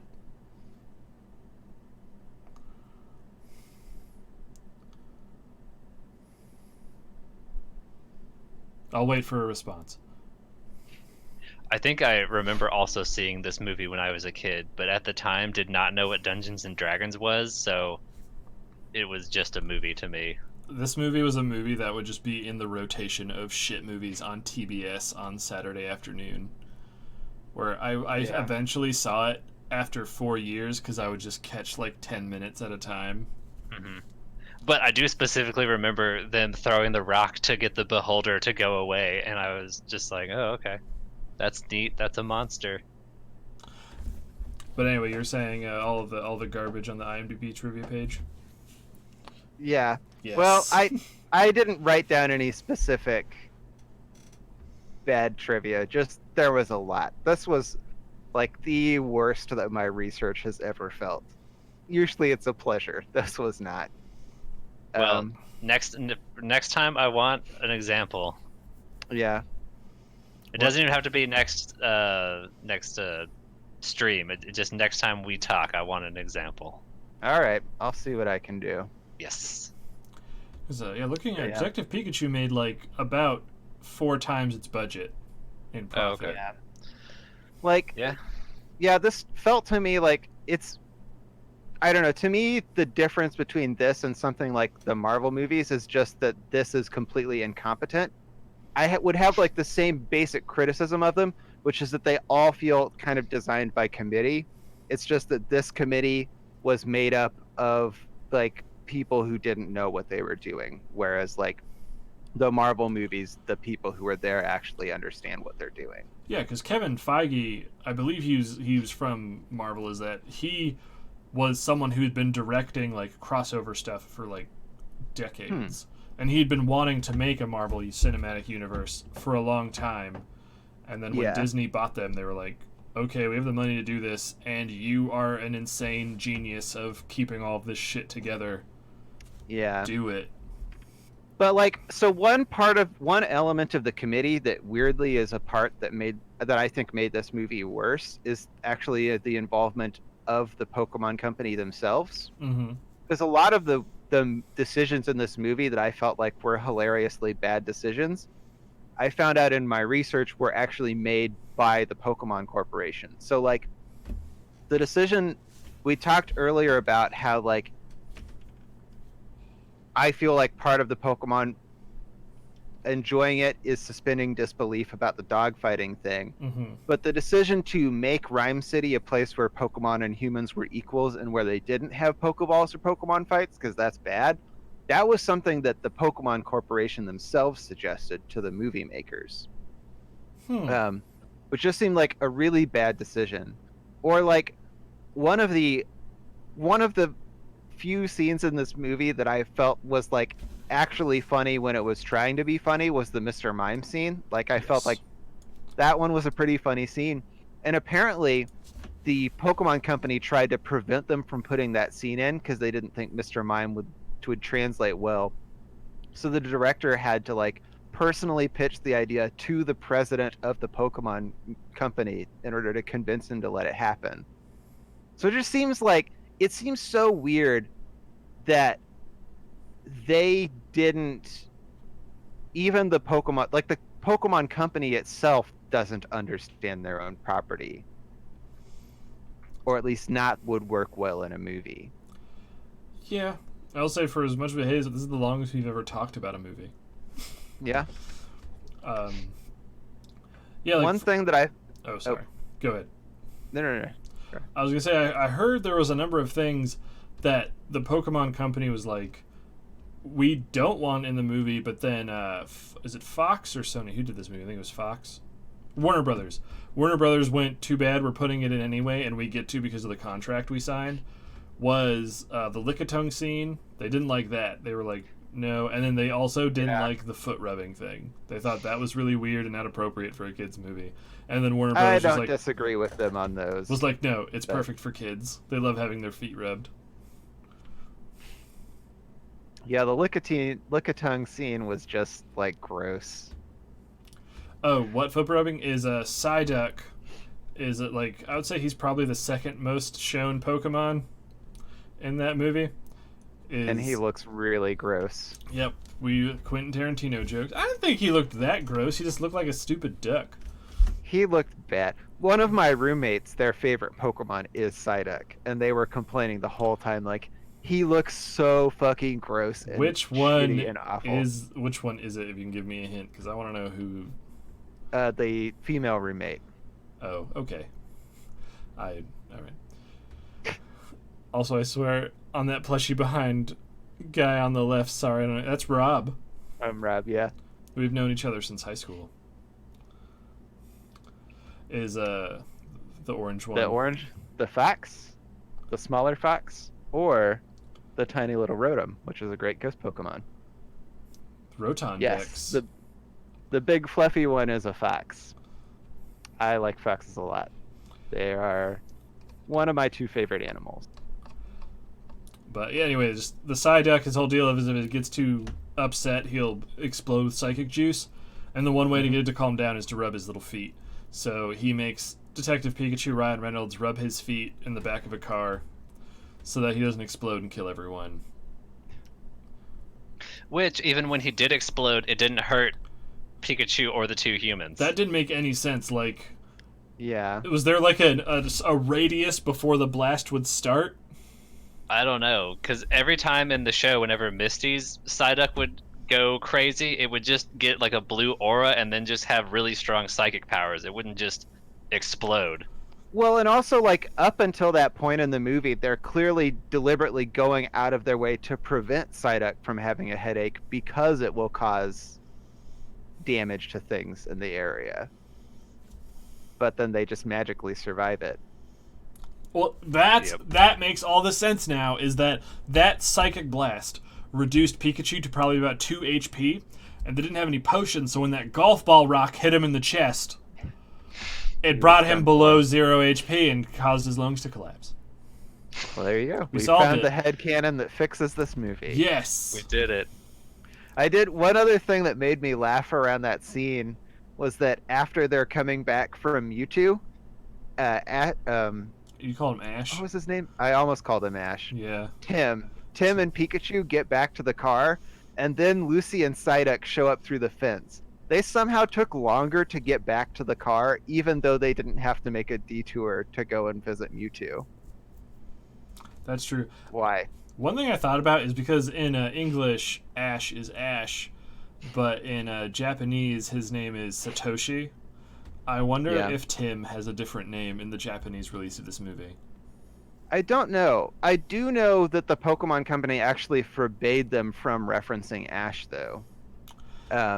And so, like, Tim isn't even allowed to wear a cap in the movie. They specifically forbade the use of a cap because they thought it would be too evocative of Ash. But they have what, the guy at dude? the beginning who looks like Red. Yeah. Yeah, because I I mean, thought I that guess was it's fine if supposed it to was be him. Ash. It was just like the main character couldn't. I don't know, but Okay. Is it because the Pokemon Company hates black people? I probably not. But Okay. I guess if we want to get super conspiracy theory, That'll pull in the views. yeah. But, this movie. So one thing that made me really sad about like a place where like maybe this movie could have been really good is that apparently one of the people who they originally had hired as a writer was Alex Hirsch, who was the writer for Gravity Falls. But then he like left the project before it started without having done anything. And I feel like if you had Gravity Falls quality writing on this, that could have been way better. But That would have been pretty good. Is this it? is what it I don't know. There's some asterisks. maybe it was like a link and the chat didn't want a link dropped, so it censored it out. Oh, you have links blocked. Huh. This is all your fault, CJ. Normally when something's going to be blocked, it does the pop-up. And they ask, hey, do you want to put this in? Links didn't get blocked when that weird guy kept coming Yeah, by what to do you- talk about the Yogi Bear movie. Oh, wait, remember? Because he had to put in those extra... Oh, right. Yeah. That so you makes can, more sense. Yeah. You can put the link in and just like put some spaces between some parts of it. And then I guess we can like copy and paste that and take the spaces out. Because I guess Kyle doesn't have links blocked. I accidentally posted a link in his thing. How do you accidentally post a link? You have to copy and paste or type in the link. I typed it in, but I didn't know it was a real website. Oh, okay. It was when he was playing Black Ops. He died like right when it started, so everyone was just making jokes about like, oh, he was so close to winning, so I went ohsoclose.com. And it's one of those like dead websites that just has like a single porn ad in the middle of it. Nice. And I was like, don't click on that link. I think you need to put more stuff in there. I don't know. Also, I had a weird thing that happened is someone posted like maybe 2 or 3 sentences into chat, and the chat bot was like, do you want me to block this? And it was completely fine. Like, whatever they were saying, and I was like, what the fuck? So, I don't know what's going on in the chat. What are you trying to link to? You can just tell us. Oh, I wonder if it's the fox. Did you win the fox from Tariba? That's where I got it. Was from a Tariba crane game machine. We're one day going to do a Tariba stream. I think that would be a lot of fun. Although you would have to be the one to stream it, and you're always like, I can't stream because of the internets. Yeah.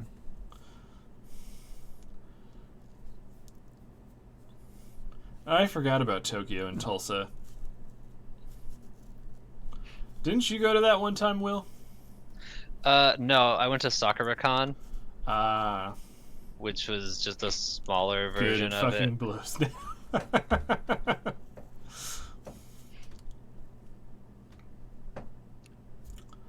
All right. Well, two questions. One, do we have anything else we wanted to talk about with Pokemon? No, I don't think so. I feel like Wait. I've probably taken enough of a dump on this movie. Yeah, we've been hating on it for like an hour and a half. Because Will needs to go to bed. That's a fact. And my second question is, do we want to keep going, or did we want to kind of stop? I know we haven't gotten to the video game portion, but we could always roll that over into next week if we wanted to. I mean, I'm happy to keep going. It could be like if Will needs to go to bed, he can go to bed and we can keep going. That's But- totally fine, too. I just wanted to check. Because normally... Yeah, I mean, I these- don't work tomorrow, so. That's true. These just normally I don't go wish I super didn't work long. tomorrow. Gotta when we move up to Minnesota, you gotta find those 410s. I mean, ever since my manager got fired, I could probably just switch back to doing that and not tell anyone. Then do it. Do it. No, I'd get in trouble if I didn't tell anyone, Oh, okay. because I still have to have someone sign off on my hours. Okay, then don't do it. Okay. Well, Will, did you want to stick around anymore, or are you gonna sign off for now? I should probably get headed to bed. All right. Well, thanks for joining us. Yeah, It's been fun. Because I love Pokemon and I enjoy shitting on this movie. Oh, well, that's good. I'm glad you... Was it... Oh, was the follower Marcus Shadlow, by any chance?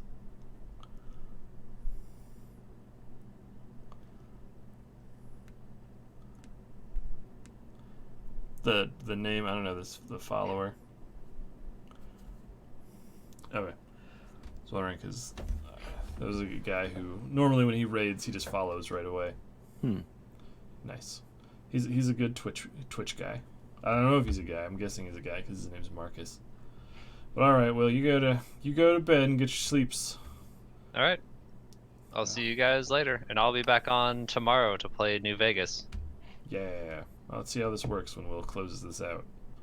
There we go. That's what I'm used to. Haha. Now we can readjust. Yep. Whoop. Pikachu's back.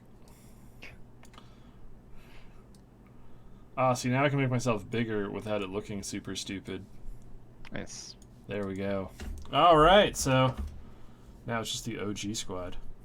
There's a good stream of Russian Doom. Yeah, because I was like initial D music, and I'm like, because I saw you and I wanted to raid in because I was like, hey, he's my bud.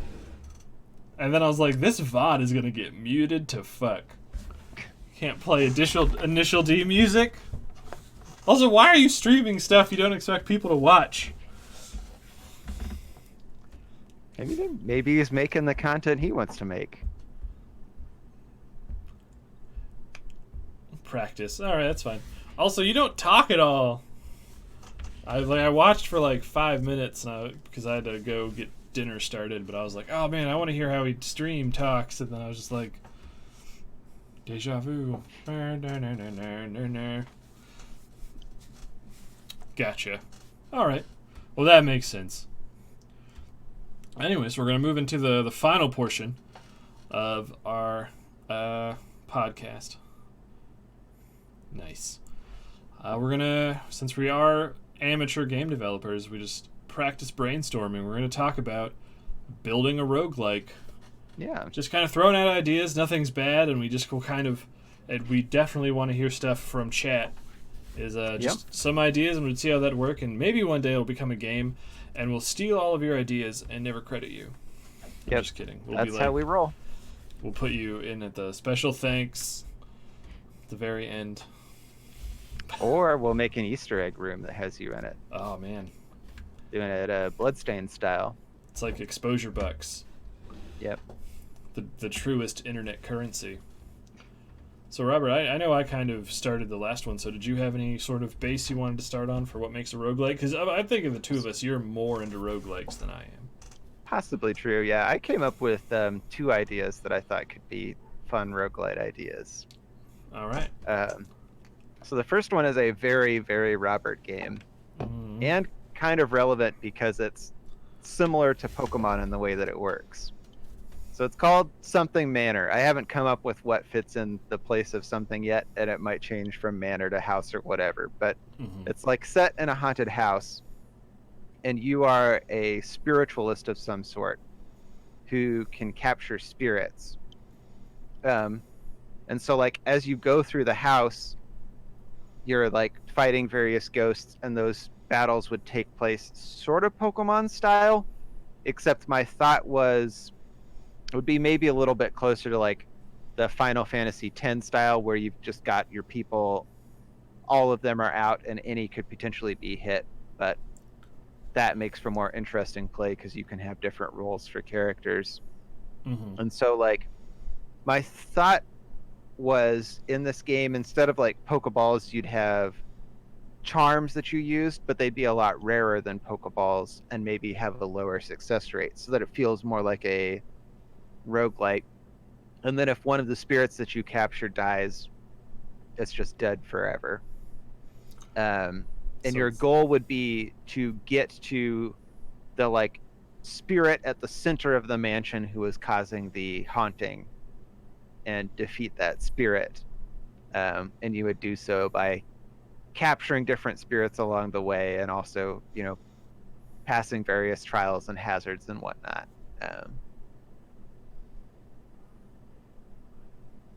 And then if you died, you'd lose everything and start over, but depending on like various things you could do during your run, maybe there would be like a new starting spirit that was available to you or something. Okay. Will this be a roguelike with persistent progression, as in you keep what you catch, or a fresh start every time? All right. Yep. Because I know Robert is... I'm very much into the systems for roguelikes where it's every run you have the potential to make permanent progress on something, where, like, to me, my not holy grail, but like my... I'm trying to think of a good word for it that's grandiose and stupid, but my prime example of what makes good roguelike progression is Rogue Legacy. Yes, there we go. Where you make gold and then you can buy stuff. But if you have a shitty run, then that run you make no progress in because you didn't make enough gold.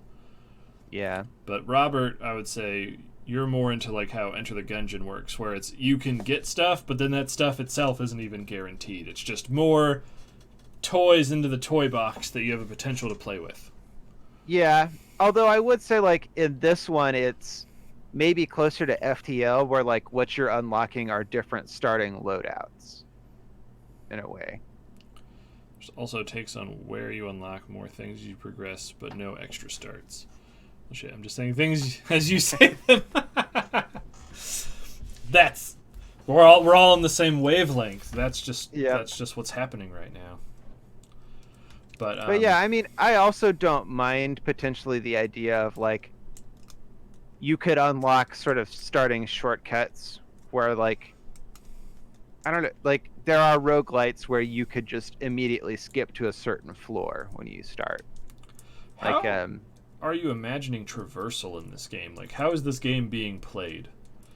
So I guess my like anytime I think of a haunted house, I'm always thinking of the Winchester Mansion, which is just like a big crazy maze of a place. And so my thought would be that it's all kind of randomly, there's like a labyrinth of randomly generated rooms that you're moving through trying to get towards the center.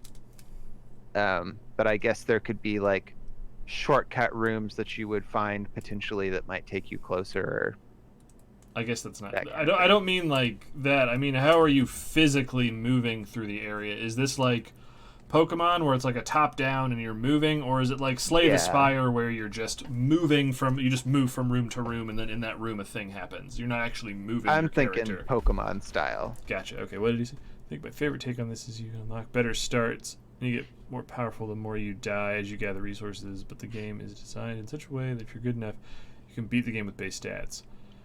It's a hell of a balancing act. But yeah, like it's like for me, what would I want to see in this? So it's turn-based monster battling. Yeah. And you lose when all of your spirits are dead. And one thought that I had, I'm not certain if I like this idea enough, like, but one thought I'd had was like, in this one, the player character would also be a part of the battles. Okay, that's what I was gonna ask. So like your dude could like do like salt throw or whatever. Yeah, or could have some kind of like supporting moves to boost his own spirits or something. Although I think in a roguelite, you definitely have to limit any healing abilities, probably. But for me, it sounds like a thing where what you could do, which I would like to see, is your starting shaman, who I am now only picturing as Reagan from Mob Psycho 100. That would be awesome. Is kind of, have you played Slay the Spire or seen us play it at all? I've seen you guys play some of it, yeah. Is more like Ronald Reagan. Is like, you know, like you'd see the person play, and then when you die there's that stat bar, and then once it fills up you proc a whole like new set of cards that can show up. Is at the start of the game, like, you always start with the same like 4 abilities, like the 4 spiritual abilities your healer has, or what your shaman or whatever they're called. But then I just called them a spiritualist. Spiritualist. That one's kind of a mouthful. You need to come up with a catchier name, like a Buster or something. I don't know. Marketing. But depending on how far you get, shit you pick up. When you fail, then for that run, like an experience bar will fill up, and when it fills up, kind of like with how they do it in Streets of Rogue, it will add like 6 new abilities to a pool, and then when you start your next run, you like you do your spiritual sit down mumbo jumbo commune with the stars to pick your new abilities, and then from that pool you'll have, instead of having the 4, you might have a different like ability to pick to start with. So I do like that. Be getting stronger abilities. Yeah, I do like that added progression. I think that's a good idea. Call it a Ghostbuster because that IP is fucking dead. Dude, I know that if you could put in the phonetic pronunciation of your name, is it Rials or is it Rialziz? Is I know he owns Streets of Rogue. So maybe we could do like a cross Rails. Oh, okay. I've been saying that wrong. We could do a crossover stream with him sometime. That would be fun. Just thinking of Streets of Rogue, unless he doesn't like Streets of Rogue anymore. But yeah, I'd happily play more Streets of Rogue. Oh, it was because it was taken. Gotcha. So how would battle? Is it like Pokemon where like if you don't see the thing you're battling, you just kind of like that's going to battle you, like you just kind of walk, and then when you like hit a certain square on the ground, it goes and then a battle starts? No, I think you should be able to see things in the overworld, closer to like Dragon Quest X. Gotcha. All right. I was just also wondering like if you could be like, I don't want to fight this guy, I'm avoiding him. Haha. Yeah. I do like one of the things that was kind of an inspiration to me in this was are you familiar with the idea of a Nuzlocke challenge? I was going to bring up Nuzlocke when you said when they die they're gone, so I'm like, we're just doing a Nuzlocke challenge game. Mm-hmm. Gotcha. Well, yeah, this is like a game that sort of enforces that, but then also like it's a roguelite instead of a full Pokemon game. So like the cost of losing a spirit maybe doesn't feel quite as devastating as it does losing a Pokemon in a Nuzlocke run. Because the other things you could have for progression is like maybe you find like the equivalent of, I assume the fighting will be mostly turn-based attrition rather than any other mechanic to take out the player. Based around attrition, what does that mean? Like, my guess would be there would be something that you need to keep gathering to keep moving through the house, sort of like fuel in FTL, where you could just run out of fuel. Yeah. Yeah, well, I guess I had thought of the big limited resources being health and maybe mana. Mm-hmm. So, like, there wouldn't be something akin to the fuel in FTL, where you just, like, couldn't walk anymore. But there would definitely be, like, rooms where you have to fight in order to get through. So the limitation of health and mana is a real factor. But I also liked the idea of, like, the spirits that you catch actually being able to level up over the course of a run. Mm-hmm. So there is an incentive to take on battles that you could potentially skip because you might get more powerful as a result. But it's a risk. Tome Forge always have all your cooldowns and resources available. If you wanted to do something like having a resource, it's entirely every fight dictates, is say the manor is full of like a miasma, that you have like a lamp filled with spiritual energy, and like going between rooms costs more of it, and if you run out and you're in too many rooms, like you get like banished to the beginning. What you could do to make it interesting is like you might find some fuel in a room, but what you can do is also convert one of your spirits into that fuel, and the stronger that spirit is, the more fuel they're worth. So you're like, oh man, I'm really close to this boss fight, but I don't have enough to make 3 rooms. Ah, skippity-doo, you've been my dude, but you're worth 18 fuel. Put you in the lamp. To die. But the thing I was going to say is, while you're traveling, you could find some sort of currency, like akin to the chicken nugget, or what was the thing in Enter the Gungeon? Was it just bucks, whatever the money symbol was? Yeah, I don't remember what it was called.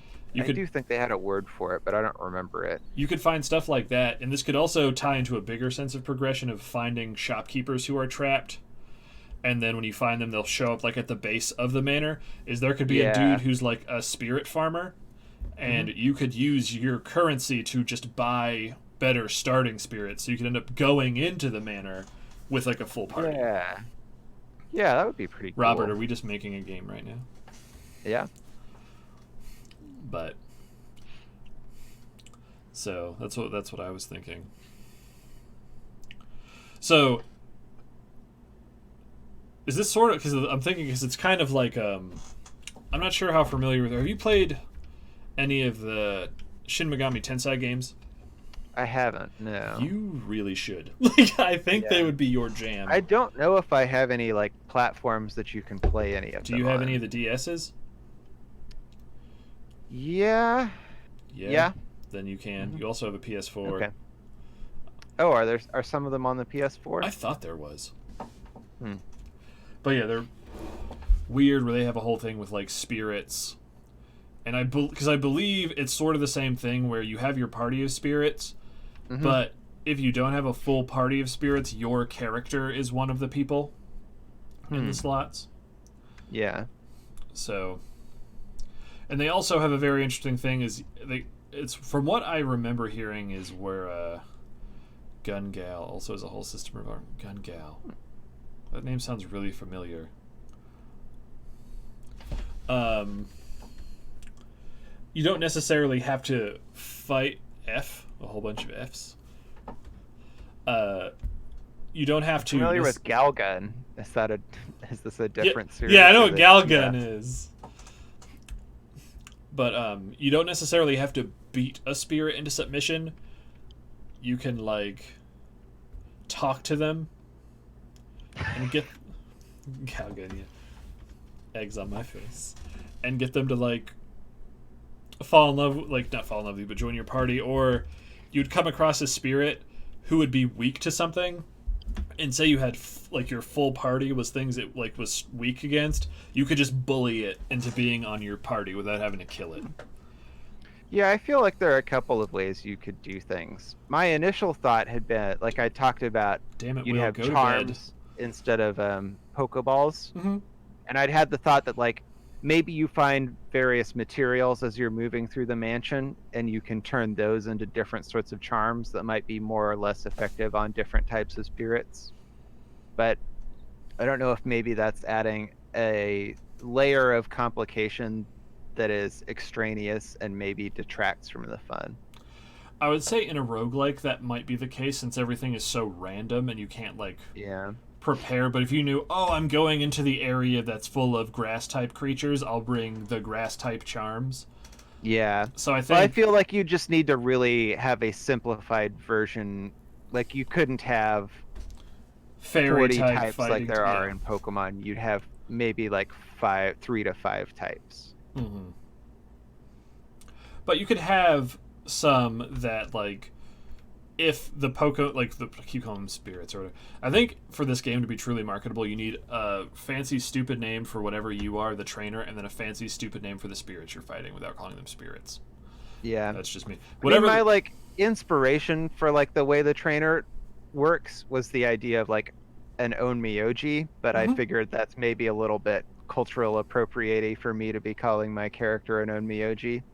And I also liked the idea I believe of that's like, actually what you are in Shin Megami Tensei. I think that's what they just call them. but I liked the idea also of like really borrowing from the aesthetic of the like spiritualists from the spiritualist craze that happened in the US. Like there's just something fun about that to me. I don't believe Espers is under anything, which I feel really stupid. Like, do you know where the term Esper comes from? From ESP, right? Yeah, it's just like when ESPers, and then they were like, yeah, Esper. But no, that's just, yep, there we go. That's what it is. You could make it cute and call them mojis, if you want to. Call them what? Mojis. Omyojis. I don't know, something like that, where people are like, huh. But anyway, yeah, I feel like I'd want to just make up my own thing. Then make up your own thing. You could have charms that say the spirit you're fighting is like dazed. You have charms that if the spirit is under a debuff when you throw it on them, it gets an additional like 20% capture chance or something. So it might not need to be specific to what the creature is, but specific to a scenario that is happening. So the player has more of an opportunity to dictate what is happening. Like, oh, if this person's on fire, I can catch them, so I will use my fire dude to light that guy on fire and then catch them. Yeah, that would be cool. Also, you can kind of go Center's TV show and see if I they feel want to like make a game. I do not want them involved in my game. The quality of their television show does not speak to the quality of game that I want to make.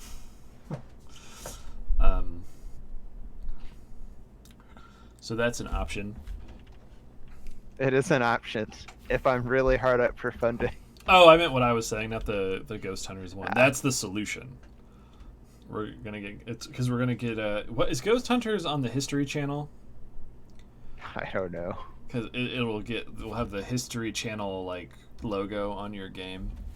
Yeah, just hovering in the corner the whole time. Yep, it's just the watermark. That's the final boss. Is the thing in the corner is like, I've been here the whole time, and it just spreads out over the screen.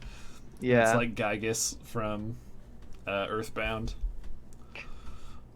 Let's see, what are some other things? So you move through the manor.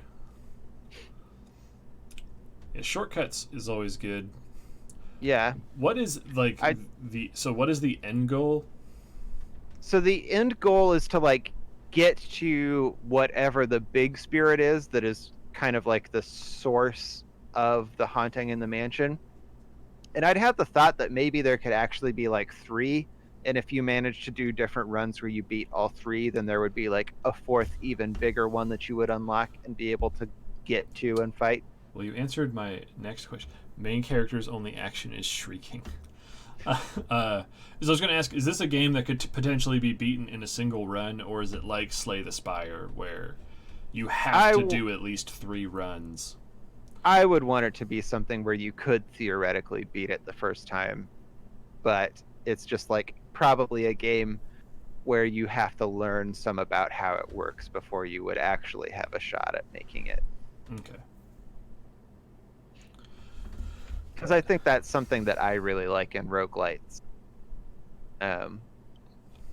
Is that you could theoretically beat it the first time. It's just because like a lot of games have that. Like you can't beat Enter the Gungeon in one run. Yeah. And you can't do with Slay the Spire. You can. Well, so I guess like for that 4th and final boss, you definitely couldn't do that on the first run. but I guess I would say you could have a full experience where you get to fight a main boss. Because yeah, I meant like you could see all the like not all the content, but you could get to the credits in a single run. Mm-hmm. But yeah, there would be credits after you defeat any of the first 3 bosses as well. Okay.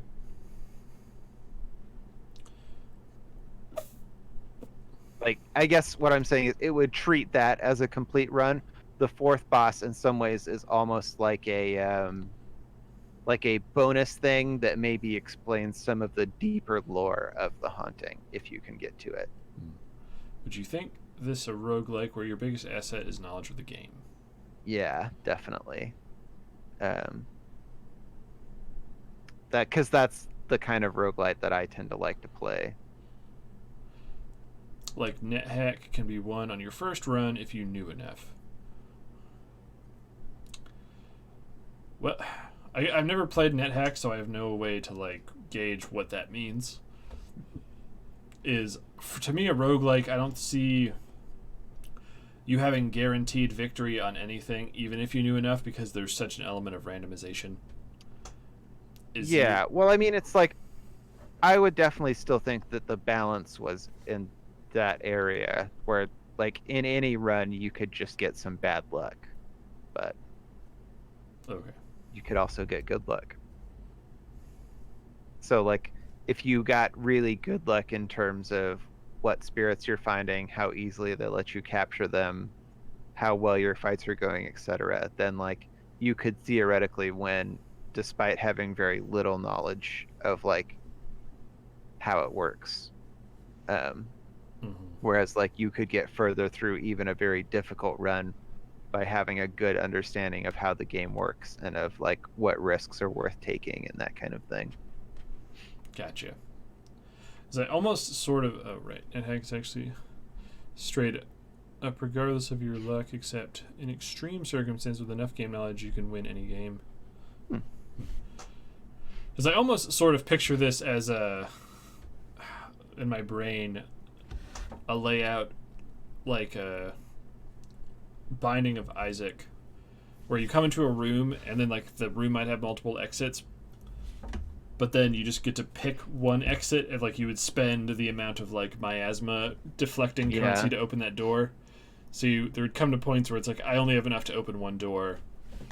I hope I picked the right door when I opened it. Yeah. I don't know if I'd want something like that for every door, but I do like the idea that there would even be something as simple as like keys, and certain doors would be locked, and you'd have to pick like which doors are worth using a lock on a key for.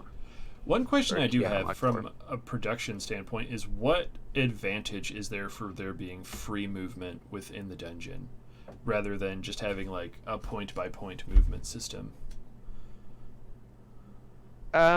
Like, I guess that's just like feels more fun to me, or at least like I feel like the added limitation of the movement one just feels superfluous in terms of challenge. Like the challenge of also having to manage the miasma. I guess I'm imagining this is a game where like the challenge of maintaining your health and mana and other resources is already enough that like you don't need the additional challenge of a miasma movement thing. I feel like I don't know if I'm not wording my question. That's not what I mean. I don't mean that. I mean, what benefit does being able to move your character up, down, left, and right within a room have versus just going, now I'm moving to the room to the left, and then the game just goes, in this room, this. Because this isn't... So I guess I would really like for there to be, like, you could explore the bookshelf. You could look in, like, the bookshelves or find stuff on a table. Like, there would be little things you could find if you wanted to explore the room some. Okay. Because, like, that's just a whole bunch of extra stuff you'd have to, like, make. Whereas... Yeah. Well, I mean, we're imagining, like... Or at least we're... Like, this is an exercise where we're just having fun imagining what if you had the resources to make your dream roguelite, what would you do? But what if you wanted to actually make this, Robert? Yeah. Yeah. I mean, I would like to at some point. I think like this is a game where the vision that I have for it is not something that I think I could currently do. Okay. Because to me, like, I could see why you want to move around Pokemon, because Pokemon is like an open world, so you need to actually move around and pick up items. Yeah. But having something like Slay the Spire, where it's you just pick on a map what room you want to move to, and then the event happens in that room, is also, it just gets so much of the bullshit out of the way. Yeah. Is that I was like, It's definitely more concise and probably a lot easier to program and do all the work for. But I guess I've never played that before. Sorry. Actually, for me, like having a world that you can really explore is a lot of fun, and I wouldn't want to lose that by swapping to just an event happens. The thing I was gonna bring up is I don't know, having, if you can actually move and stuff so you could avoid combat. Mm-hmm. Especially because you said mana being a thing that I guess because you haven't really explained how your battle system works in this game. Yeah. I don't know if I'd just hearing it from a player perspective, I don't know if I'd want health and mana being the thing that limits how far I'm able to play. Just because, like, it would, I don't know, I'm trying to think, is just from playing, what was it? I'd say all of my favorite games, mostly that are turn-based, have an extra system that is layered on top that you have to deal with. Like Darkest Dungeon has your sanity meter, which doesn't necessarily stop you, but if you wanted to, say, like the miasma thing is, it might not necessarily be the thing that kicks you out, but it could be a thing where once you have no fuel left in your miasma lantern, all of the battles you start getting into become way stronger. So, I don't know. I think there's a system borrowed from Tome 4, you have to maximize mana that refills consistently, is if you're just in a situation where you run out of juice and you're just like, oh, I'm out of juice now, this isn't fun, rather than I am in a situation where I've cleared a bunch of rooms that I could potentially go back and explore. I don't know. Being limited by a physical thing, to me, I'm not in a game that's not something where you're being punished for, like, I'm explaining this very poorly. Rogue Legacy is one where your run is dependent on how much health you have, but it's also a game where you are punished purely for your ability to play an action game. Whereas this, depending on what you're doing here, with a turn-based game, a bunch of dice rolls could fuck you. Yeah. And just take away all your health, and you're like, that's your run, it's over. So, I don't know, having something on top of that I think would make it a bit more interesting. Balancing out between having spirits to assist you in reducing your overall powers with spells you can cast. Yeah. I guess, like, maybe you could sort of hybridize the mana system and the miasma system. So, like, you would have one overall group of miasma and mana, and like you could use the miasma to move between rooms, but it would also be central to like your spells and whatnot. It's storming outside. Like, how does mana work in this game in your brain? I guess my thought would be like your spirits would have sort of default attacks that wouldn't cost mana, but then maybe they would have one or two abilities that were more powerful but did. So you would want to like pick carefully times when it's worth it to spend mana to use those abilities. But yeah. So, like, everyone pulls from the same mana pool? If you're combining it with the miasma, then that's what you would do. If you're not combining it, then I think everyone has their own. Now, why would combining it with the miasma system change it? Well, that's why was a little confused. Because if by you're what you meant. combining it with the miasma, then like you're using it as a resource that affects the world as well as your battles. Whereas if you're not combining it with the miasma, it's only affecting the battles. So like in that case, I mean you could do it as one combined mana pool overall also, but I just like having separate mana pools for different creatures. Mm-hmm. I don't think either's necessarily superior. That's just the one that I like. So That's fine. I know if it'd be one of these things where if you're treating your spirits almost like a loaded weapon, mm-hmm. where if they all have their individual mana pools, I think it would make maybe more sense that everyone has like one kind of shit attack that doesn't use mana. Yeah. And then they have like all their other abilities that use mana. And then once they're out of mana, they're basically just gassed and they're a liability at that point. If you wanted to have separate ones. And then you could make mana restoration items very rare. Like if you like a particular one, you're like, oh man, I'll give him my mana ones, and then you might have some garbage ones that you pick up and you're like, I'm gonna burn through all their shit in this fight, and then I'm gonna absorb them into the miasma lantern because I don't care about them anymore. Yeah. I guess the advantage of the miasma, if it's like separate, is that then you can build a system where like as you're moving between rooms, you're maybe restoring a little mana, but you just can't infinitely move between rooms anymore. Because I guess what I would say was something that, like, what the miasma thing would introduce at the start is kind of like a difficulty curve. Is when you start playing, you really, unless you get really lucky, and you're not exploring at all, like you kind of know where to kind of move to, is the miasmas are going to keep your runs short. And you're going to be kind of going in, learning some stuff, and leaving. And you're like, on this run, I'm going to go completely to the right. I know I'm going to have enough, if I don't get any more, to go like 5 rooms. But then as you play the game and you get more currency or whatever, you can buy bigger pools of miasma, like lanterns. Yeah. So then you can start exploring further on each run until the point you maybe unless you... Because we talked about shortcuts. I don't think I've ever seen a good example of shortcutting in roguelikes.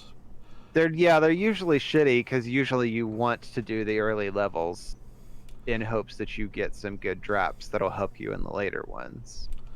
So the idea would be is you start building a bigger lantern so you can go further, and then as you're going into those deeper areas, you're finding more spirits that you could possibly start a new run with. So maybe you could start a run with eventually, like, I don't know how you have like levels and stuff, but instead of a level 1 thing, a level 5 thing.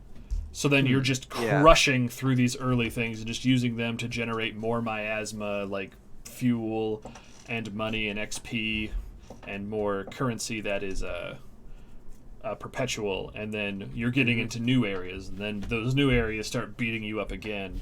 And then that cycle sort of plays where you get to have this repeating sort of power fantasy, oh, I'm getting my butt crushed again, wave.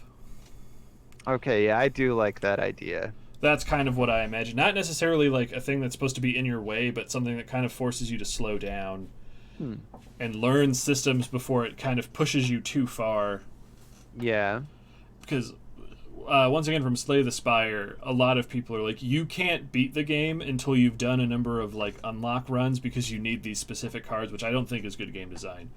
But they sort of have that where it's like, if you're going with this certain class, you need to have this card to win, but that card doesn't become available in the world until like the 3rd unlock.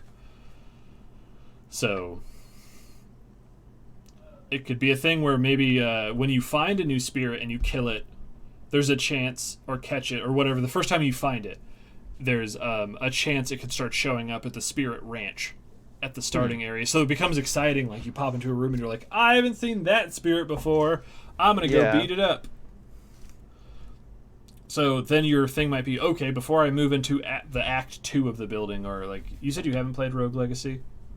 Yeah, I haven't played Rogue Legacy. Because Rogue Legacy is broken up into 4 areas. There's the castle, which is like the starting area where you're supposed to win first. And then, but if you keep going all the way to the right, you go to the forest. If you keep going all the way up, you go to, I forget what it's called. It's like the attic, but it's spooky, and that's supposed to be the third area. And then if you keep going all the way down, you get to like the evil dungeon.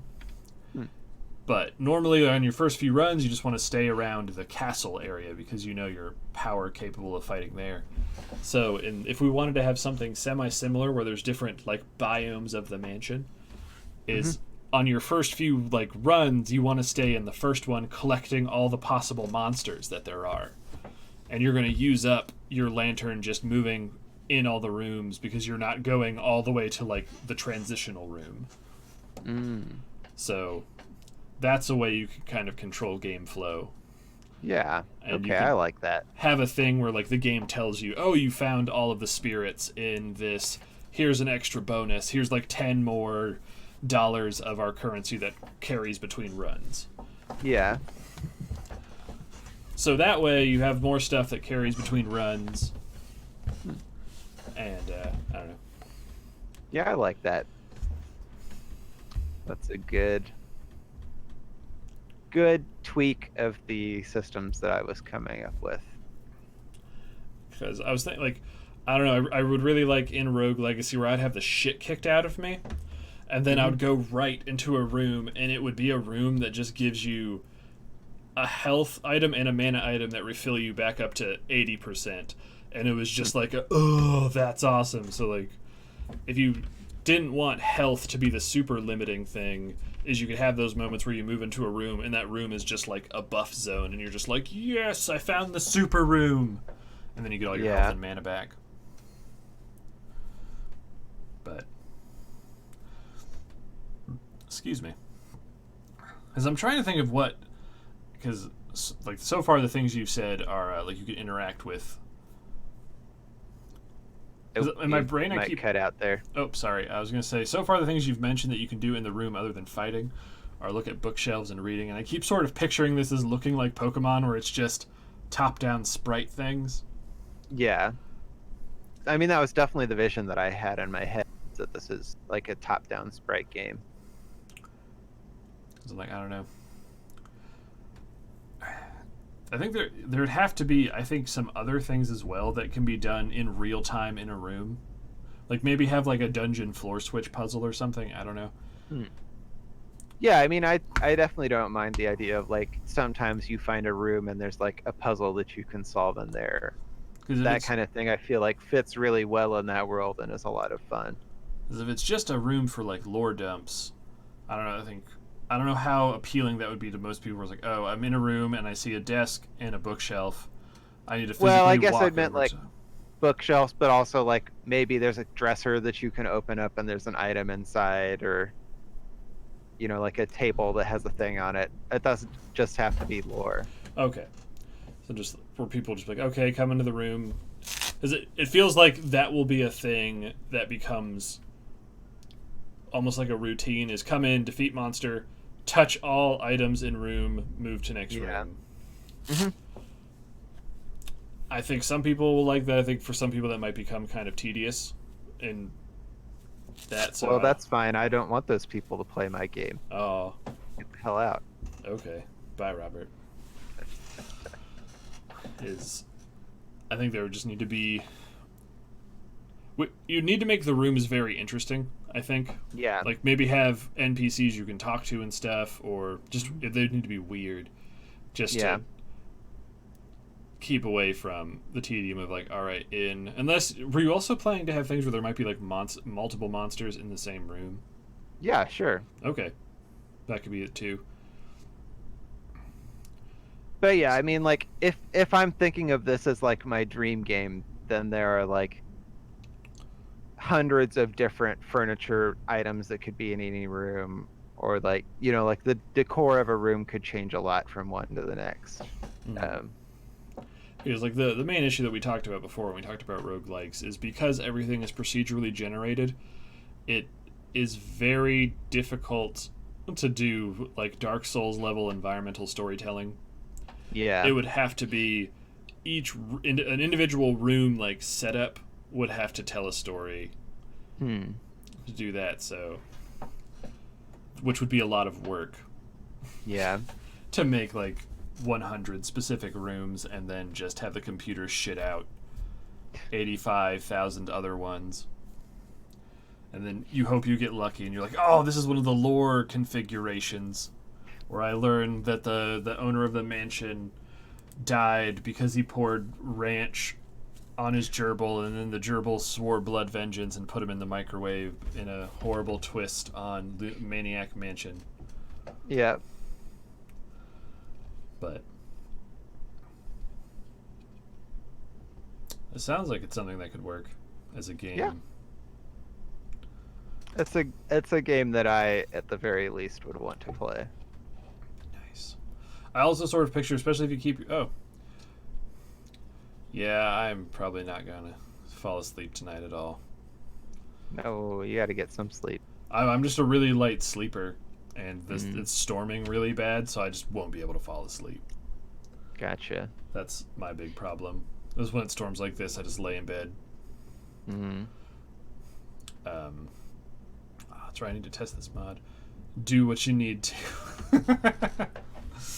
I might have to do what I need to. But it would also be a fun game if your party size is 4 or something small like that. You could actually have them follow behind you like in real time as you moved. That could be kind of fun. Yeah, that could be fun. I do like touches like that in games. Because there would just be sort of like an Earthbound party. Yeah. Yeah, my thought had been 6 was like the total, including your player character. Ooh, And then that's you pretty could have big. like a front line and a back line. But yeah, that's maybe I a would few say too like many people to maybe have following do at you. most 3. Because even 4 has kind of become one that's too big for a lot of people Yeah. talking about games.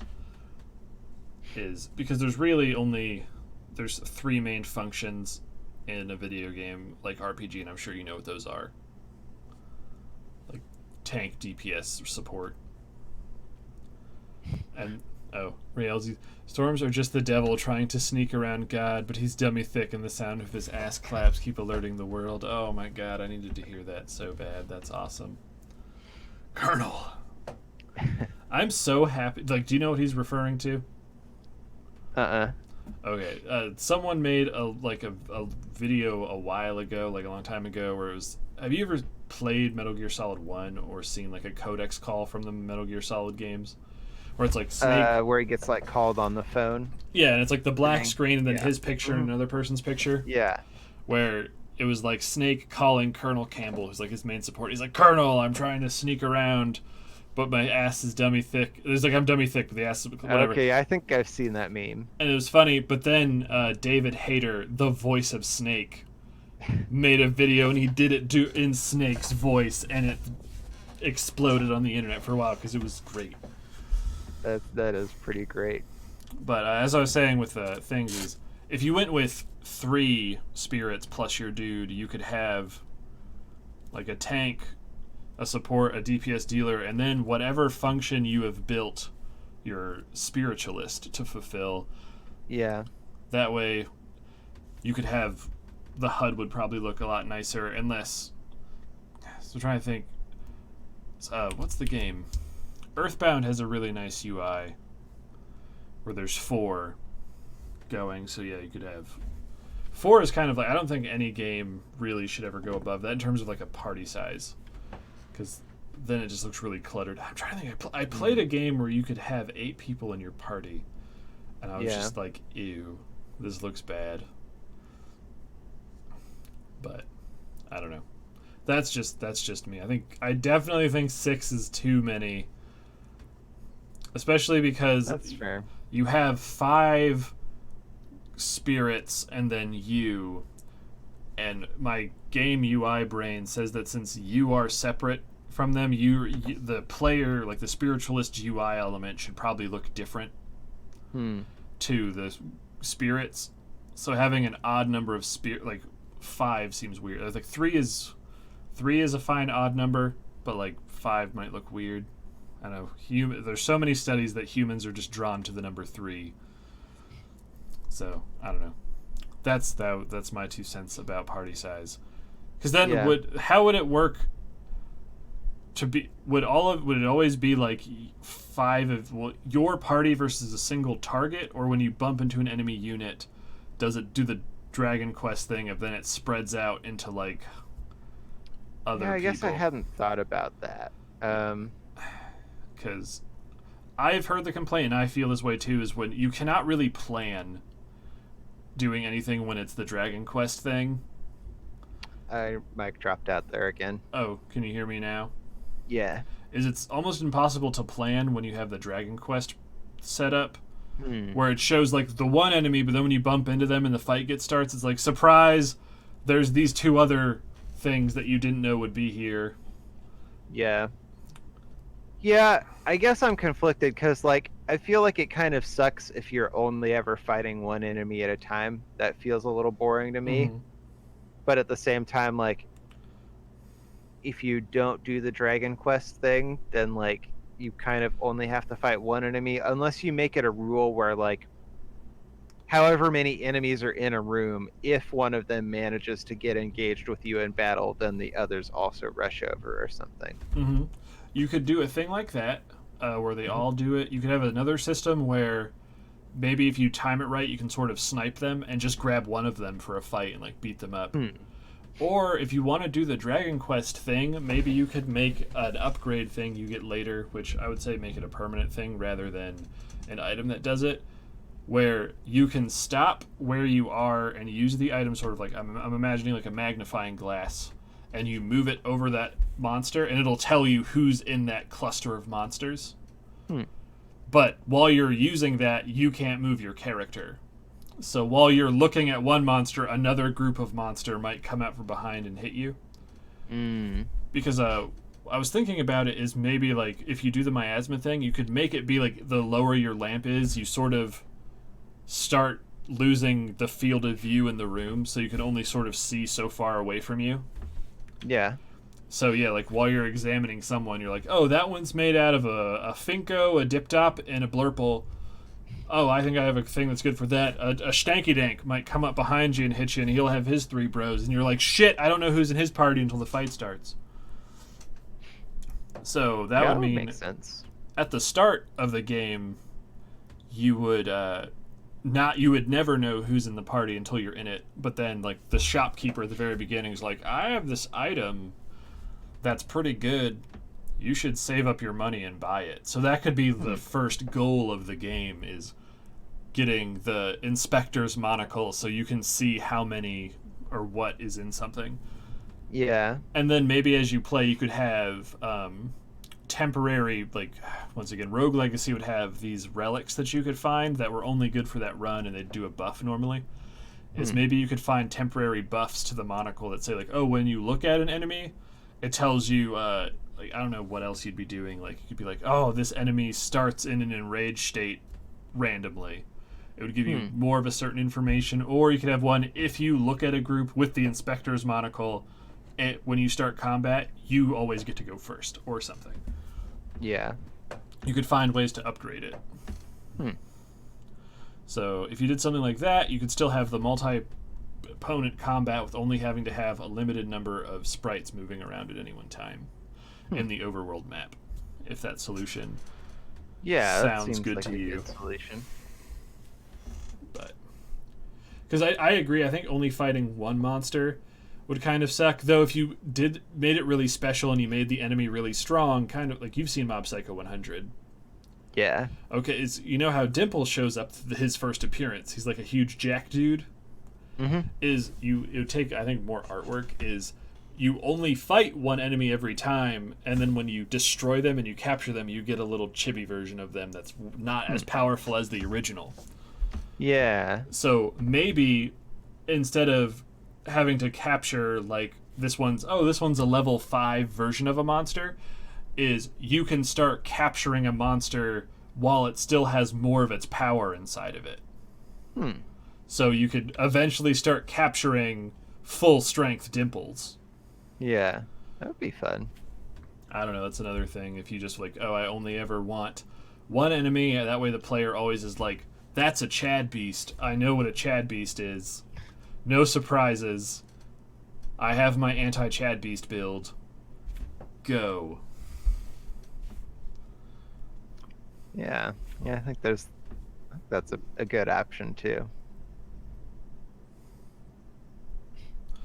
What else you got? Like games? Oh, I didn't know if you had anything else for that game because this is Oh, only no, the first game. Yeah, I think that's I feel like that's good coverage for that game. But All right. I think you have a good idea for that. That could be good because it would appeal to the Pokemon loving crowd yeah, who maybe want something a little different. Sort of reminds me of Yokai Watch, only in the fact that it's Pokemon with ghosts. yeah. And I know you liked Pokemon. You liked Yokai Watch. I thought it was all right. Oh, okay. But- Will grossly misinformed me. He said you really liked it. It was okay. Did you watch any of the anime for the spin-off that was like the dark version of it for teenagers? Okay, I was wondering. I haven't either. I didn't even know that was a thing. It's called Yokai Watch Dark Sides, and it's where the yokai are scary and are terrorizing the other the human characters. So the main boy character has to fight them.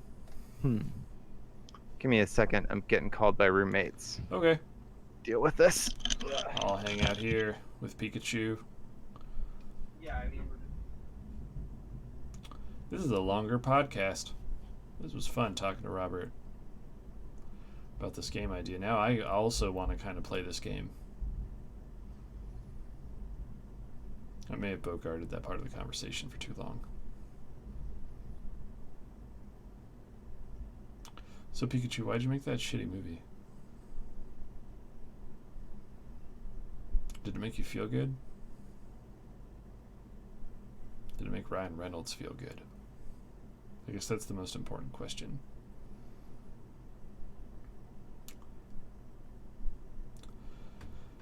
But yeah, he also made a fool of Ken Watanabe. Why would you do that? He's in The Last Samurai. He was in Godzilla.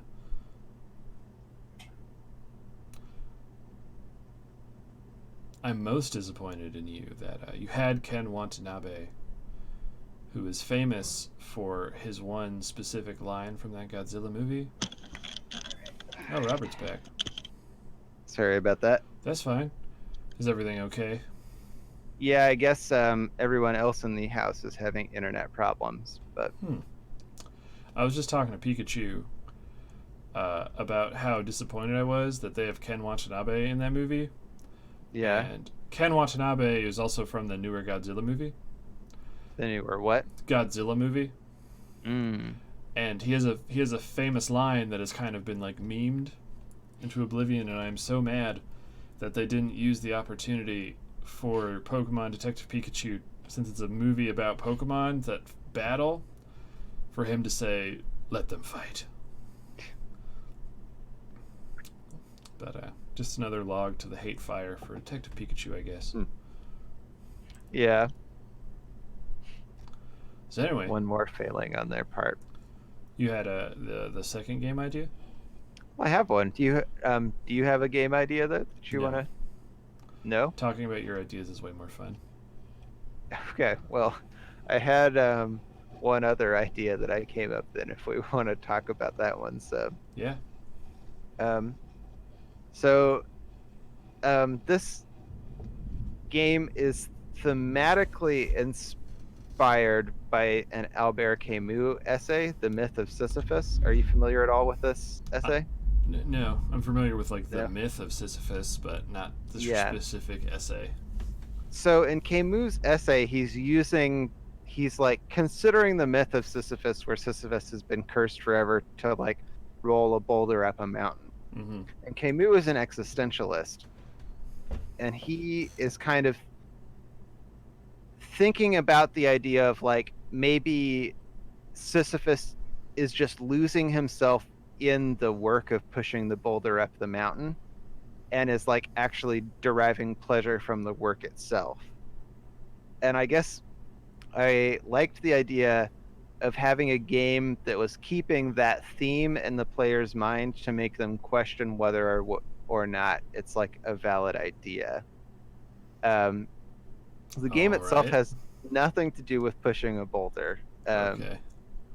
Instead, it's set in a, I'm gonna say like pseudo dystopian future, and you live in this place that's like kind of like a giant shopping mall, Mm-hmm. and you have an apartment, and then there are various stores that you could like go and work in, and basically like your goal in the game, well, there would probably be a final goal where you like make enough money or accomplish some goal or something and then get to win.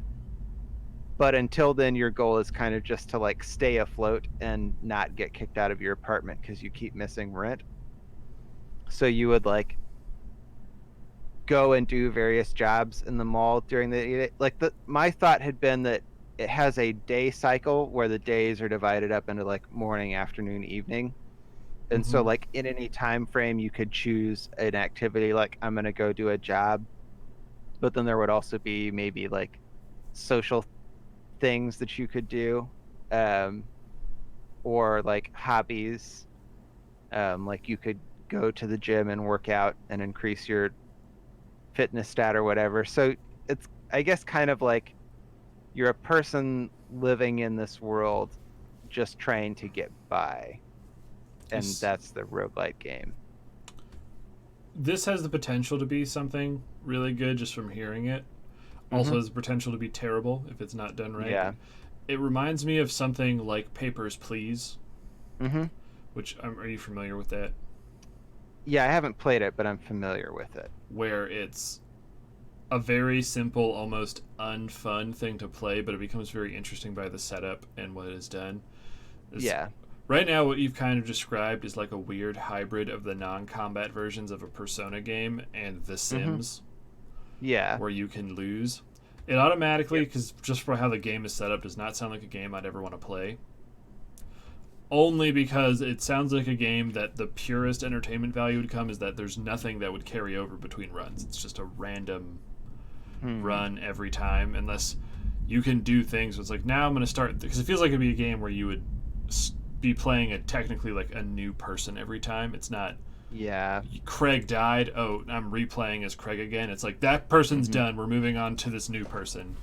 Yeah. So there wouldn't be like, oh, maybe there's now my next run, because I found this magical potion, I'll start with always a +2 strength on this run.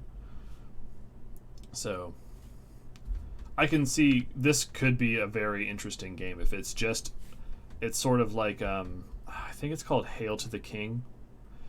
It's a rogue-like deck builder game where you just try to manage a kingdom, and it's just, you have to make a number of choices every day, and then at the end Yeah. of the day a bunch of meters shift, and then if one meter gets too high or too low, you either become insane or a revolution happens. So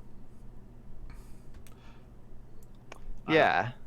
this sounds like a game that if it was done right would have very big kawaii indie darling potential, but it also sounds like a game to me I would not play.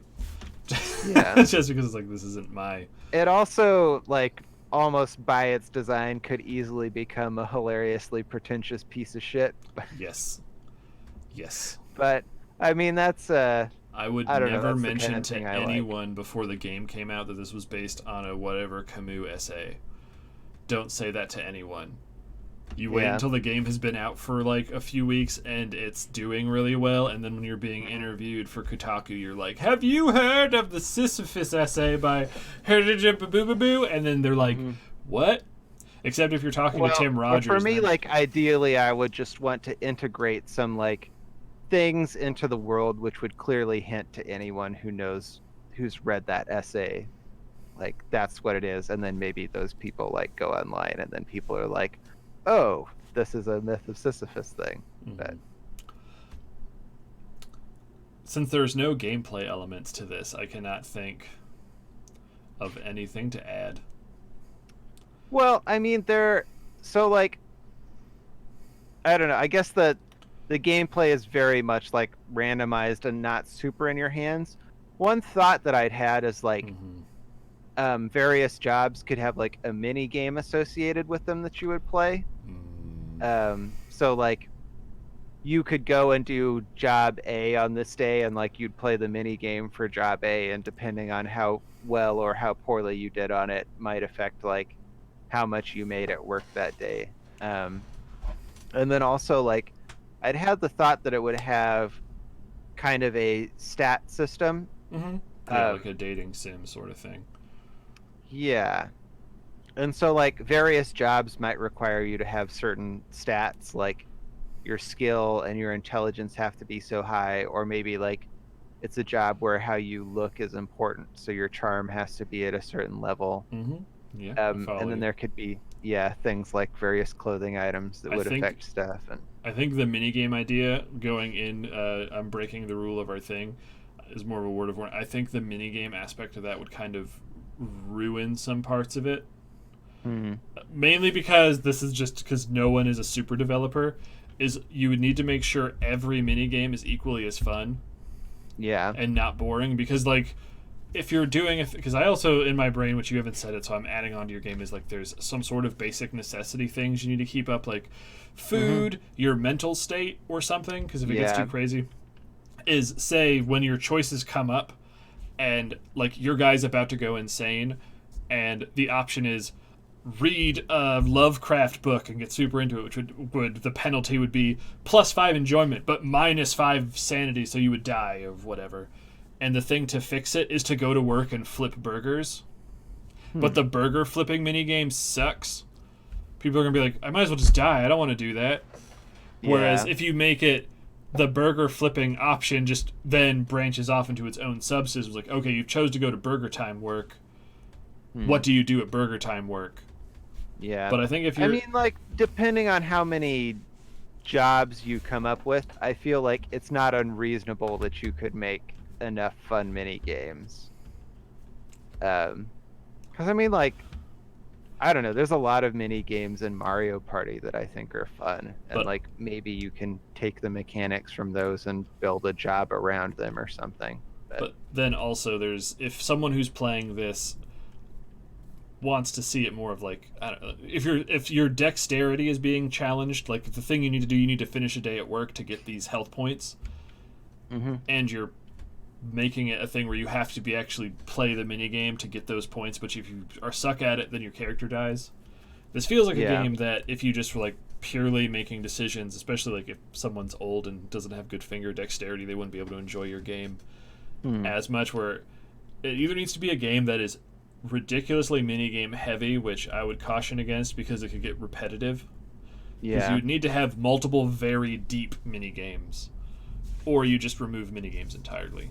That's because I've definitely played enough shitty like N64 PS was like, it's just here's a like I like, have you played No More Heroes? That is a game where between fighting you need to go make money and do stuff. You have to go, the Venn diagram, people who want a live life whatever game, people who want to zone out and not be challenged, is virtually a circle. Like you had to do mini games to earn money, and those mini games sucked because they were just very simple burp. So I don't know. I would discourage them only because I think, especially you, like you have a good writing mind. I would rather play what weird choices is Robert giving me versus, okay, I need to make sure I catch all the toppings on these burgers. Yeah, that's fair. But that's I think we've moved out of mini games were really big in like the 90s and early 2000s, and there's not really a lot of games that are like mini game things. Even Mario Party. I still really love mini games when I find them in a game, as long as they're like optional. If it's like a mini game that you have to play, then like you're right, it often ends up sucking ass. But if that's what you're saying is like if you could do a mini game to get additional shit, that's different. If that's what you meant. I thought you meant like if you're going to work, you have to play a mini game. I was like, I would discourage that. But if you're like, oh, for this mini game, I guess you could do it with like a system where like you could go to work, and if you wanted, you could just like do the work, but you could also like try and play a mini game. that would maybe give you some like bonus on top of. Then that's a completely different kettle of fish. If it's completely bonuses, and that might tie into also how much willing are you going to subject yourself to tedious, monotonous things like Sisyphus pushing a rock up a hill? Is okay. I'll get $5 extra if I play the Burger Time mini game. Mm-hmm. I'll do the Burger Time mini game. It's simple, and then you're just like, If you get caught, it's like Burger Time mini game. If you get caught by the hot dog or the egg, you immediately go insane. Yeah, I hadn't thought about sanity, although I do kind of like the idea that like maybe like stress instead of sanity, where you could just have like a stress breakdown. Yeah, there's a mental, because like, to me, the kind of similar thing to that I thought of was that you would have maybe like a fitness or vitality stat, and like as that gets lower, you're at an increased risk of like getting sick at work or something, and then you have to miss a couple days of work. Yep. The only reason I was bringing up the sanity thing is, like, to me, my biggest obstacle through the day is my mental state. Like, I often have suicidal thoughts, so I'm just like, yeah. It's not how sick I am or how much money I have, it's just like, I don't give a fuck. I want to die or just lay in bed. So, having that be a stat was just what sort of slid into my brain. Yeah. But, yeah, this sounds like another thing that, if it was done right, it would be a cool, chill game. They're like, I played for 5 rounds. I'm going to save, and I can pick up the life of Sharon next time on my run. Yeah. But it would not be a game I would play, because I'd be like, this is an experience of pissing in the wind when you get down to it, where it's like, it doesn't matter. Yeah. When I play a game, I want to be like, I made progress, which is why I tend to just generally avoid roguelikes. Like, I would never play FTL on my own if it wasn't for the stream. Yeah. Because it's like, but I like Rogue Legacy, because it's like, I can just grind against this thing until I have enough stuff. Yeah. Yeah, I guess for me, like, if the experience itself is fun or interesting enough, then, like, I don't feel like I have to make progress, but... I would say, of your 2 ideas, I would think the first one, at which point you may as well go full tilt and have your character have a miscarriage while their insurance rejects them and label it an art piece. That could be a thing. Your first game idea, if you developed it, I think would be a lot more fun and something I'd really want to play. This second idea sounds like something you could make, like, almost right now. Yeah. And that could be a game that's available on everything. Like, that could be a mobile game. If it's just a series of dialogue choices and stuff, where it's like, what do you want to do? Do you want to go to work? Whatever. Yeah. And if it's written really well, and offers very intense, real-life, meaningful choices, it's going to have game journalists just shitting their pants to talk about it. If any of them ever stumble across it, but yeah. Well, I mean, like, clearly we're going to push it on Good Gaming with Bad People, and that's going to reach literally 7 people. Yes.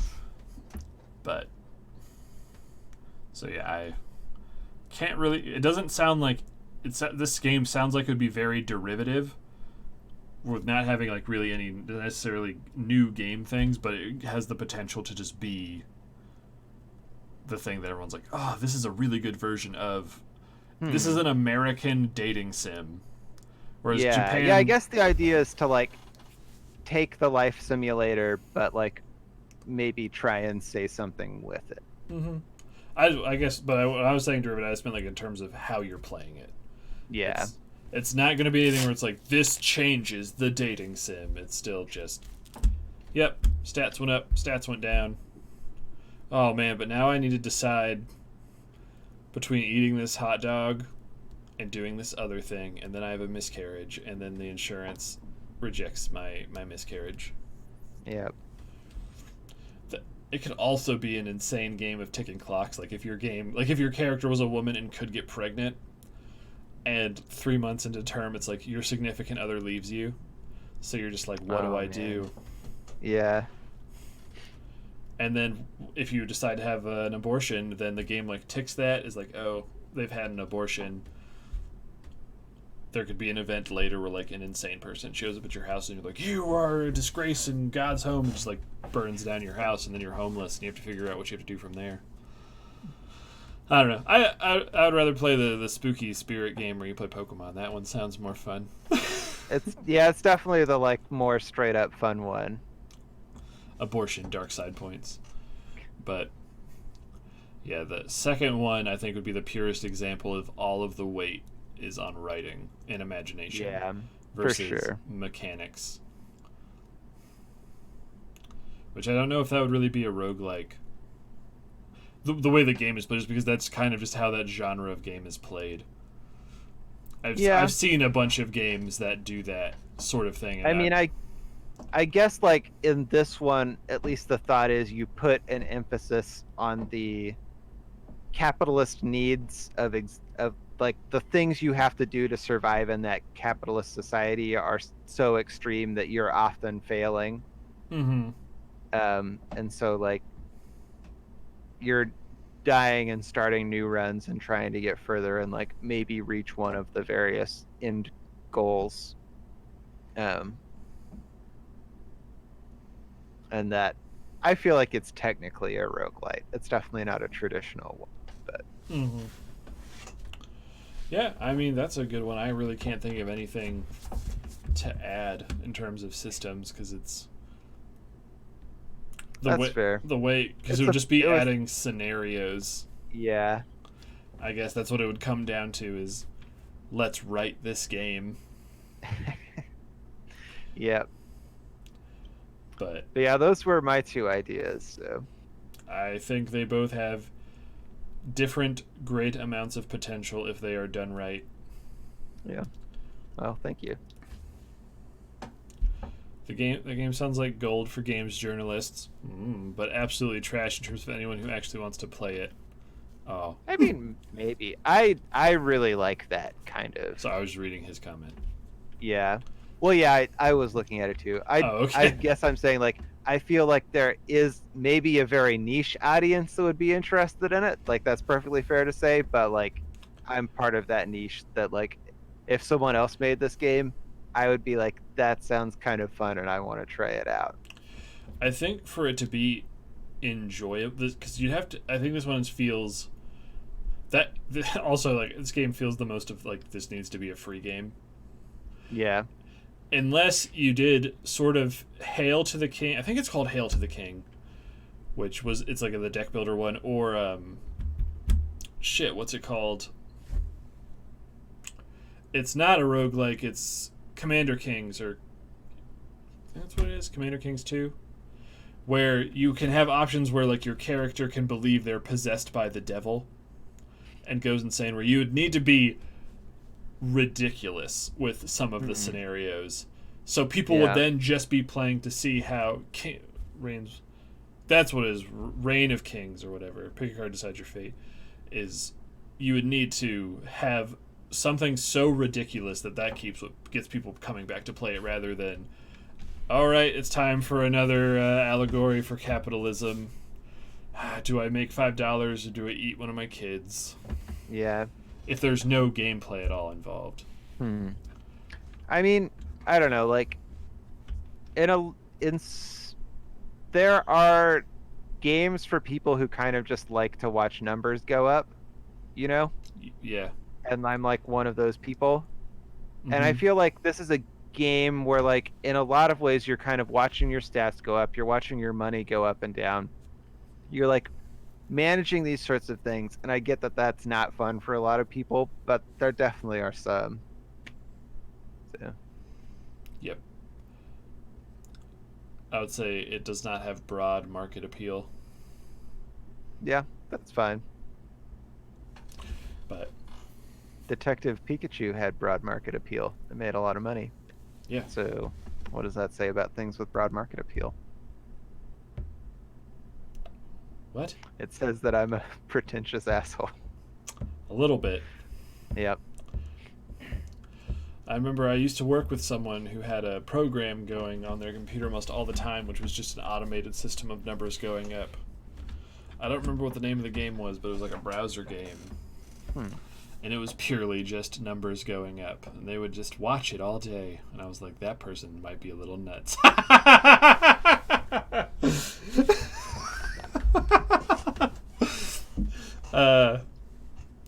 So I don't know if they're one of those gamers you're talking about.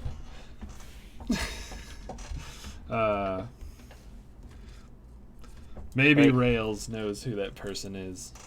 Yeah.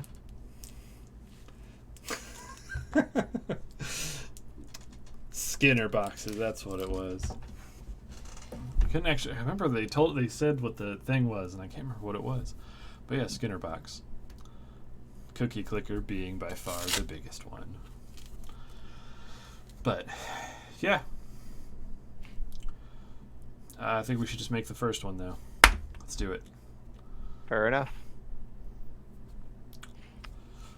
Well, I would be happy to make the first one if the day came where I had the resources and kind of team that could make it. What would you need? Well, I guess, like, it doesn't feel to me like a game that you could realistically build in RPG Maker, which is the Gotcha. only game-making software that I know how to work in. Why don't you start looking at Game Maker Studio? Well, I guess, like, I feel like there are interesting and fun games that I could make in RPG Maker, and I'd rather figure out what those games are and make them than try and learn a whole new game building software. I mean, I guess, but that means you're always just going to be limited to what RPG Maker can do. Well, I'm not saying, like, that's what I want to do forever. Oh, okay. I'm just saying, like, as someone who would like to just, like, finish one or two games so that I could share them with people. Gotcha. Like, I feel like my immediate goal needs to be actually finish one or two games so that I can share them with people. Gotcha. Okay, that makes sense. All right. Well, did you have anything else you wanted to talk about with this game, or do you want to move on to decide what we're going to do next week? No, I think that's all I had.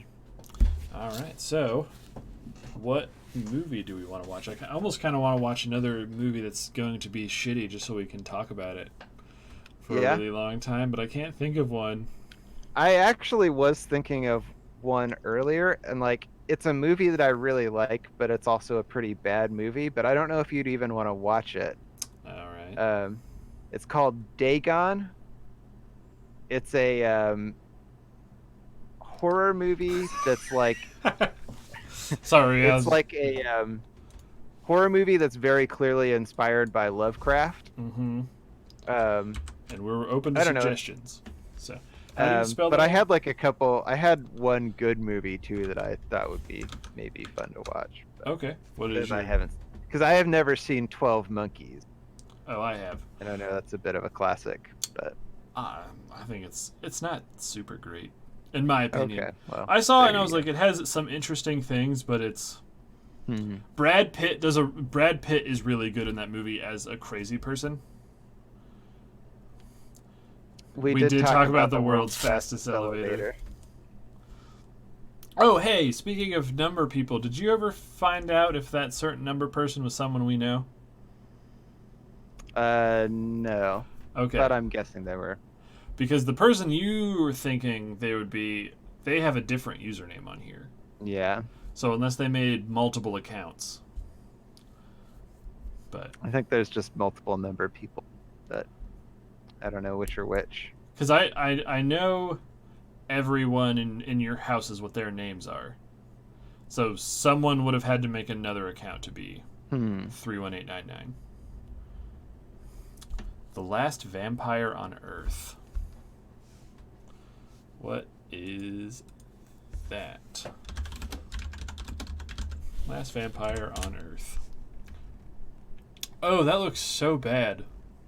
Just the picture of it. Yeah. It has a 2 out of 10 on IMDb. Oofda. Oofda indeed. Okay, well, that's one suggestion. Well, is there even anywhere that we can watch it? I don't know. Doesn't look like Amazon has it. It says it's free on Tubi. Ah. The Little Panda Fighter. That is a horrifically bad movie. Little Panda Fighter? I would actually Oh, be really no. excited to watch The Little Panda Fighter again. Oh, man. Or Mockbuster. I can already man. tell what this movie is by looking at it. It's so much worse than you think it is, too. And I'm just looking over to the right where it shows the cast and crew, and there's a character named Freak Teddy and a character named Grizzlepuss. Yeah, Are we gonna watch this movie? I'm definitely down for that. Are we watching it, Robert? Is this what's happening? Let's do it. Oh God. Let's do it. Little Panda Fighter. Oh my God. I've actually heard of Suburban Sasquatch. But I think we might do this Little Panda Fighter. It's free on YouTube. It's only 50 minutes. Yeah, I think we should do it. Man, I bet Will will watch it with me. Dinner is served. Or do you mean this? Boom. Look at that shit, 691. Yeah, dinner is ready emote. We made that for you. All you have to do to get it is subscribe. And the other 2 emotes will hopefully be approved within like the next 4 or 5 days. Nice. Although no one else is subscribed that high, so they're just there. Robert, you're gonna have to give the channel $25 if you want that woohoo emote. Yeah. 25 a month, I think Yeah, is maybe a little high for me. That is very high. Well, what we'll do is if we get enough things, I'll move woohoo down into tier 1. Yeah. Nice. But we need to get 8 more subscribers before we unlock that emote thing. Okay, so we're gonna watch Little Panda Fighter. Fuck. And what do we want to do for the second half? So I had one idea for a topic. All right. Which was humor in games. That sounds good. Yeah. Yeah, I figured both like examples of games being genuinely funny, but also examples of games like trying to be funny and really falling on their ass. Seemed like there would be plenty of both. And then I assume by now next week we'll have some news thing that happens that we'll talk about as well. Yeah, we'll figure out a good news. I'll keep an eye out for good news items. Clap fucking trap. We'll probably talk about Claptrap. Yep. That definitely falls into one of those 2 categories. All right, well that sounds good. I think we have a nice thing. Oh my God, we're in this fucking movie. Taylor Swift's new album. Okay. I don't know anything about it. Neither do I. I have a roommate who I bet knows everything about it. Is it going to be playing when you walk out of your room? It might be. All right. Well, awesome. That was good. Wow, this is the longest podcast we've ever had, almost 3 hours. Yeah. This was a good one, though. I had a lot of fun this one. Yeah, this was good. Okay, looks like Nudes of Dudes is streaming, so we'll raid into her. Sounds good. And tomorrow will be a good day. We're going to be doing more Fallout 4 in the morning. And then in the evening we'll be doing more Fallout New Vegas. We're getting close to the end of Fallout New Vegas. And I think after that we're going to move into playing Evil Within 2, a spooky game. That's not actually that spooky. Yes. It's just a really good game. It's like Resident Evil 4. So anyway, thanks for stopping by, and thanks for hanging out with us, Rails and 691. Yeah, it's been great to have people here talking with us. Has been a lot of fun. And we should talk. We could whisper to each other if you at some point want to set up a co-stream when you feel ready to start talking in your streams. And if you're on, I'll raid you some more. And all right, we'll see you guys next time. Bye, everyone. Bye. Will do. Yay.